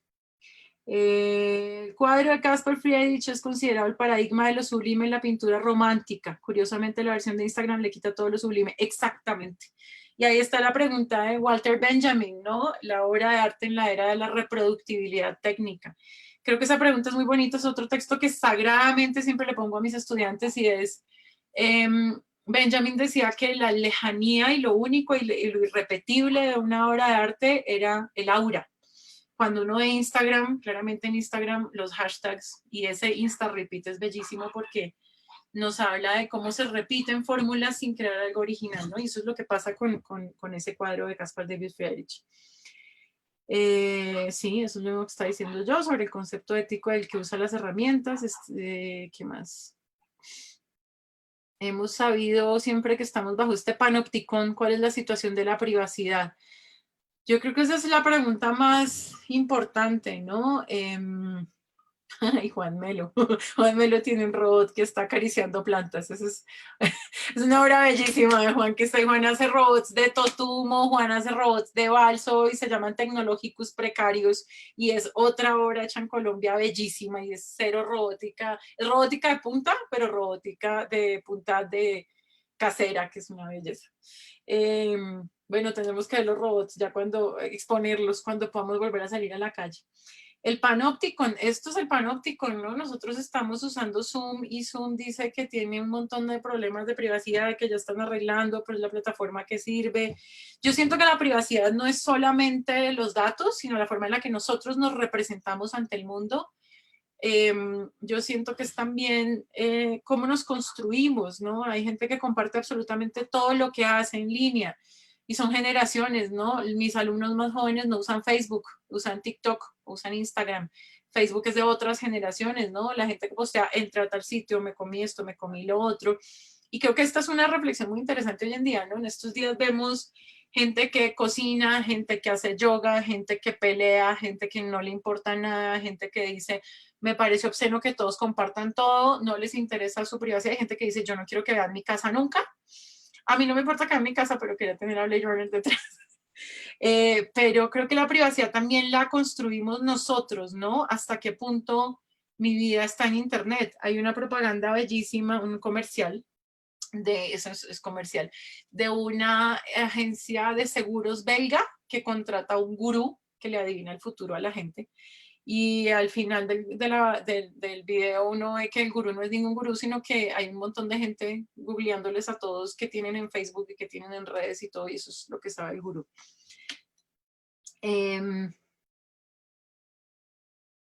¿Qué más? ¿Crees en los Illuminatis? Yo creo en los Bilderberg, más bien, que es un club gigante, pues yo creo que son los mismos. No sé, yo sí creo que hay gente que no le importa nada, solamente la plata. Ahí está la sopa de Wuhan. ¿Cómo difundir la obra de arte en la cuarentena siendo dependientes de la máquina y si la máquina falta? Esa es mi gran pregunta. Yo trabajo en medios y mi gran pregunta es, ¿y si se va la luz? Entonces siempre tengo socios que hacen cosas análogas como gente que baila o gente que toca la guitarra o otro tipo de instrumentos, porque mi trabajo, yo pues escribo, pienso, pero tendría que, soy muy mala pintora, entonces por eso no pinto. ¿Cómo difundirla? Esa es la gran pregunta, ¿no? Si no hay máquina, los que hacemos arte y tecnología, no. Si se va la luz, no existimos. Es una oportunidad esta crisis.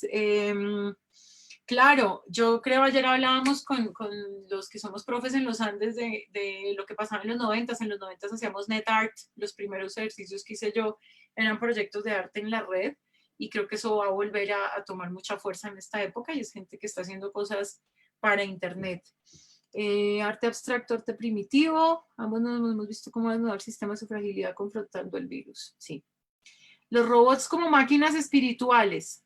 Yo sí creo que los robots pueden ser máquinas espirituales porque sencillamente porque siento que son tan hechos a imagen y semejanza de nosotros, que nosotros somos los que les damos eso, ¿no? Como humanos. El año pasado tuve que ir a un congreso a Corea y llegué al aeropuerto y no había nadie en el aeropuerto, ya había un robot. Y a mí me dio mucha tristeza que estuviera durmiendo. El robot decía que estaba durmiendo y tenía una pantalla que era su cara y los ojitos se movían y estaba respirando. Y yo me puse triste, dije, ay, está dormido, no lo puedo despertar. Yo soy la que le estoy dando esas características, ¿cierto? Hasta el momento en el que las inteligencias artificiales no logren ser completamente autónomas, nosotros las estamos creando. Bueno, si quieren más clases, y yo no tengo problema. ¿Qué más? Sí, clases de la Jarena 2007, siempre he puesto esas clases, esas tareas. Volviendo a esto que no haya nada nuevo, no es la reinterpretación o reorganización de lo viejo de por sí algo nuevo. Claro, digamos que ahí hay muchas, en literatura hay una cantidad de ejercicios, ¿no? Hoy en día, si uno hace, por ejemplo, las cosas que hacía T.S. Eliot, lo demandarían por plagio. Hay un poema de T.S. Eliot que se llama The Wasteland, la tierra baldía, que está escrito a partir de unir fragmentos de la Divina Comedia, la Ramadora, la Biblia, las Flores del Mal, y es un relato de la generación de la posguerra de la Primera Guerra Mundial, ¿no? Entonces, sí, claramente es nuevo. Del posthumanismo, Camián pregunta por el posthuman. Uy, Camián, eso es tema para otra conferencia larguísima. Ahí el posthumanismo yo creo que un poquito es a donde vamos a tener que ir en este momento. La cuenta de Instagram se llama InstaRepeat. ¿Qué más? Ahí está. ¿Qué más? ¿Qué otras preguntas? Le damos a la LEF para la próxima. Si quieren, hacemos los ejercicios de la LEF. Carmen, ¿tienes un par de preguntas de Facebook en tu WhatsApp? En Facebook, en mi WhatsApp. Para la gente que preguntó en Facebook. A ver, tengo un montón de mensajes de WhatsApp. A ver, aquí está Lucho, dice. Tan, tan, tan. En una época surgió el auge de juegos con temática de Second Life tipo Sims, que luego se interconectan con otras ciudades digitales. Tales modelos podrían obedecer a utopías o distopías, siendo que finalmente libertad en el juego no todo realmente se puede hacer. Bueno, leí la semana pasada que Second Life está teniendo un renacimiento en estos días, y hay gente que quiere volver a traer Habbo. No sé si se acuerdan del Habbo Hotel, un clásico del 2000 y pico. Vi una chica que puso uno de sus Habbos, de las que se grabaron de los Andes, hizo su Habbo con el diploma. Creo que sí, Second Life tenía unas historias alucinantes. En Second Life hubo gente que empezó a especular, a comprar terreno virtual, a vender y a hacerse rica con eso. Acuérdense que tenía su propia moneda, ¿no? El dólar Linden. Second Life también tenía, me acuerdo mucho que tuve un alumno que estuvo en Second Life y no tenía plata, entonces una chica en Second Life no quiso salir con él porque le decía que no tenía pues un buen lugar de vivienda en Second Life, ¿no? Hay un documental de HBO que se llama When Strangers Click, que tiene que ver mucho con esas distopías de los espacios digitales, ¿no? Second Life tiene, a ver si les muestro, hay una cosa que me parece divertidísima, les voy a mostrar de una vez. Es, a ver, ¿dónde está aquí está mi pantalla de Chrome. Second Life, Second Life, Colombia. Second Life tiene una sala, pues todavía debe estar activa todavía, inspirada en Colombia, donde hay Chicas Águila, por ejemplo. Entonces, esto es curioso, ¿no? Entonces, esto debe ser nuevo, seguramente. Entonces, esto es Second Life, ¿no? Esas distopías, estas como Shakira, más o menos. No sé, es muy curioso porque claramente sí hay todo un tema de quién tiene más dinero, quién tiene menos. ¿Se acuerdan que YouTube hizo un concierto? Miren, aquí está. Second Life Colombia, ¿no? La chica águila y toda la cosa, ¿no? Y es bien, bien interesante cómo se van construyendo esos otros lugares ahí. ¿Qué más? A ver, otra pregunta. ¿Qué propuestas, a ver, qué propuestas contemporáneas te parecen interesantes con respecto a la distopía? Contemporáneas con respecto a la distopía, me parece interesante. Rita Indiana en literatura, me parece una cosa muy interesante lo que les decía hace un rato, es como esa visión de lo que fue Tropicalia, a la música, pero en la literatura, pensando un poco como la inversión de los juegos de rol, la sexualidad, digamos, todas esas ideas de poder latinoamericanas y lo espiritual. Eso es como de las cosas que me parecen súper interesantes. En arte, no sé, habría que ver, hay muchas cosas que me parecen muy interesantes, pero en general en distopía creo que hay cosas más interesantes, digamos, en literatura siempre, siempre, y en cine, ¿no? Es como un terreno mucho más como fértil para ese tipo de cosas. ¿Qué más? A ver. Bueno, Esteban se va a hacer flanera en la internet. Les quedo viendo la manipulación de medios. Sí, podemos hacer una charla sobre manipulación de medios. ¿Quién vota por el Aleph? En Second Life tuvieron que prohibir los casinos, pues estaba lavando mucho dinero al narcotráfico. Yo estuve ahí, sí, claro, claramente. Claro, lavando dinero. Allá había uno para comprar cosas con dólar Linden, una moneda Second Life que todavía debe existir. ¿Cómo replantear el trabajo de imagen y el audiovisual a partir de una pandemia? Yo creo que esa es una pregunta muy interesante, ¿no? Digamos que pienso que este es un momento que le da muy duro a la gente que trabaja plástica, sobre todo la gente que requiere materiales, un taller, un espacio. Por ejemplo, la obra nuestra, yo no sé cuándo la vamos a estrenar, porque es una obra que requiere un montaje grandísimo, son 5 proyectores, un sonido envolvente 7:1, pero creo que podemos hacer otras cosas, ¿no? Se puede trabajar desde la introspección, desde el material encontrado. Yo trabajo mucho con found footage o material encontrado, uno puede crear desde cero, sobre todo en este mundo virtual, se puede hacer animación, código en vivo, arte generativo. Creo que es un reto también para los artistas de medios, ¿no? Que son los que podemos sobrevivir ahí, los que son de plásticas, pues que les interesa. ¿Cuándo sería la próxima sesión de clase? Bueno, vamos a ver creo que ya hay clases para la próxima semana. Burning Man en Second Life. Podemos hacer un Burning Man, sí, también podemos hacer eso. ¿El Linden tiene un equivalente en dólar? Sí, no me acuerdo cuándo, yo nunca fui muy jugadora de Second Life. De pronto, Camián, ¿se acuerda? Por ahí.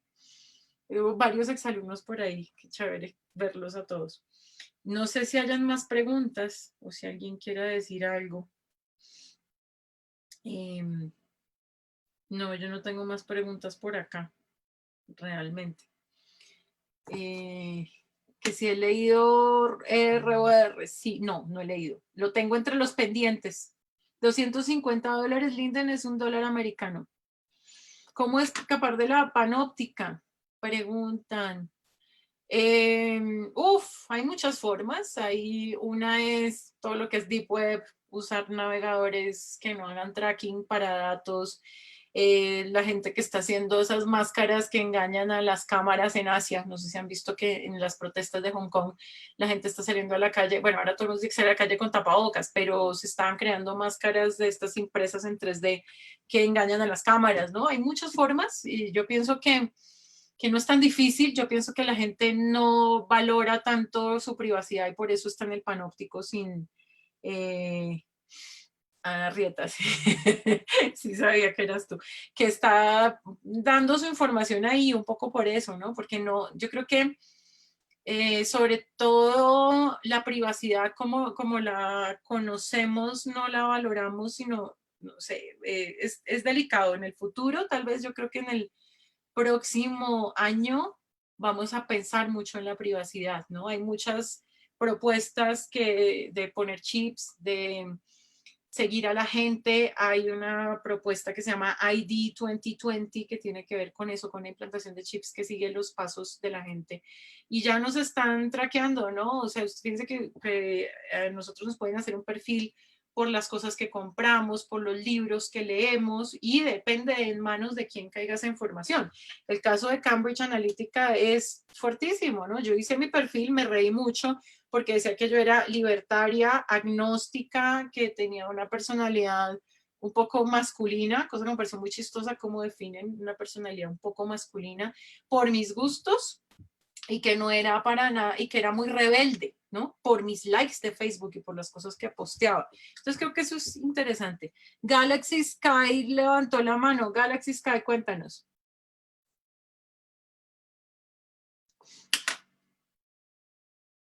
Tienes que abrir tu micrófono si vas a hablar. Galaxy J7, de nombre muy, muy cyberpunk. Galaxy J7, ¿no? ¿Cómo se alza la mano? Hay al lado donde están ustedes, donde dice participantes, hay una opción para levantar la manito. Pero pues puedes escribir Charlie o como quieras preguntar también. Hola, buenas tardes. Hola Charlie, cuéntanos. Gracias. Ante todo, Carmen, un abrazo grande a toda la gente que está conectada. Brevemente, quería compartir una experiencia que tuve como docente de la Facultad de Ciencias de la Comunicación de Uniminuto en el programa de Comunicación Social y Periodismo, cuando Carmen hablaba de redescubrir la ciudad, el ejercicio de enviar a los estudiantes, a las estudiantes a descubrir la ciudad. Me acordé de la experiencia que tuvimos con un grupo de estudiantes de la clase de Comunicación, Ciudadanía y Convivencia. Yo hice una maestría en Comunicación, Desarrollo y Cambio Social en la Universidad de Santo Tomás, y mi trabajo de grado fue un trabajo etnográfico, digámoslo así, basado en la etnografía sobre la mezquita Abubakr al-Siddiq, que queda en la calle 80 con carrera 30 de Bogotá. Me hizo recordar, Carmen, digo, porque para redescubrir con estudiantes espacios nuevos de cuando nos reapropiamos del territorio en el contexto cultural en el que nos movemos es muy interesante. Llevar a estos estudiantes, estos jóvenes comunicadores, comunicadoras a un espacio, entre comillas, desconocido por toda la paranoia y todo el asunto después del 11S, ¿no? Tuvo elementos muy interesantes. Primero, descubrir una nueva mirada del Islam. Segundo, encontrar el entorno de la mezquita desde otro punto de vista. Y en tercero, algo pues que suena bastante anecdótico, es el terror. El terror porque mis estudiantes me decían, profe, mi mamá me está escribiendo por WhatsApp y me está diciendo cuidado, mijito, o cuidado, mijita, ¿no? Sí. Entonces, bueno, ¿qué relación puede ser? Puede haber entre esto y las nuevas formas del arte. Pues yo también soy músico y cantautor. Bueno, eso es una cuestión bastante compleja, la definición de cantautor. Pero ver que a través del arte o la originalidad no consiste solamente en crear algo súper alucinante, súper estrambótico, es también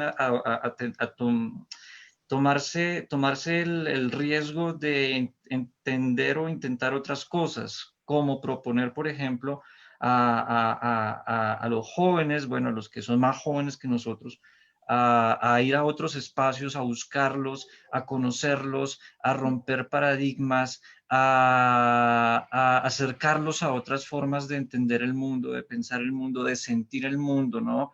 Rescatando ese concepto pues popularizado por el maestro Eduardo Galeano de ser sentipensantes, Ujú. ¿no? Que Sí, pues no es solamente él, es de la gente de la costa atlántica, de Falsborda, etcétera. sí. Y pues nada, la invitación precisamente a hacer ejercicios parecidos a visitar una mezquita, visitar un lugar, me muevo mucho en la espiritualidad, por lo tanto, una mezquita, una pagoda, bueno, aquí en Bogotá, pero hay sitios de filosofía hindú, cuando se pueda, obviamente, las sinagogas, otros espacios espirituales son muy importantes para entender no solamente la espiritualidad, sino también el arte. Carmen, de verdad, gracias, un gusto y ya con esto Gracias, concluyo. Charlie. No, y Gracias. es interesante porque realmente, y es una de las preguntas de Byung-Chul Han, ¿no? Es sobre el otro, sobre lo diverso, lo diferente, cómo con estos ejercicios de ver lo que uno no conoce, yo creo que esa es la gran pregunta de qué es lo que nos va a hacer falta en este momento a los que nos gusta viajar, enfrentarnos a otros lugares y otras culturas, a otras formas de pensar. Claro, la comodidad es yo creo que la madre del miedo, y el miedo es también el rechazo y es también lo que nos lleva a juzgar a los otros, ¿no? El desconocimiento. En esos ejercicios de flanear que les pongo a mis estudiantes pasan cosas buenísimas. Hay gente que nunca en su vida ha ido a una plaza de mercado y descubre que en la plaza de mercado la gente le da una ñapa, todo es más barato, es más rico, uno puede escoger. Otros dicen, yo nunca había caminado en mi barrio, esto es increíble, ¿no? Gente que nunca en su vida ha caminado en su barrio. Yo creo que ahí también muchas veces mi papá no me dejó ir a hacer trabajo, entonces fui con mi papá y entonces a veces el papá me escribe, profe, gracias por el trabajo, y entonces a veces le digo como, bueno, deja a tu hijo solo, por favor, está bien, pero, pero creo que eso es importante porque tenemos miedo, y a mí lo que me parece más horrible de este momento, y creo que ahí es donde esa pregunta que me hicieron sobre el New World, el nuevo orden mundial, es que la gente tiene miedo al vecino de cruzárselo en la escalera, tiene miedo de salir a la calle, tiene miedo de tocar, y es lo que nos hace humanos, ¿cierto? Lo que nos hace falta es hablar con la gente. Entonces ya nos dijeron que no podemos ni hablar porque el virus está en el aire, ¿no? Creo que el miedo es lo que nos está enfrentando un nuevo orden mundial, el miedo a quién va a poder viajar, ¿no? Y entonces es el otro, es la xenofobia de la gente que ve un oriental y dice es que es la gripa china, y fíjense las palabras, el poder que tienen, ¿no? El discurso de Trump, aparentemente, o el de Bolsonaro, son discursos básicos y estúpidos. Hay una construcción intelectual, conceptual muy fuerte detrás de eso, y es hablarle a la gente en unos términos básicos, ¿no?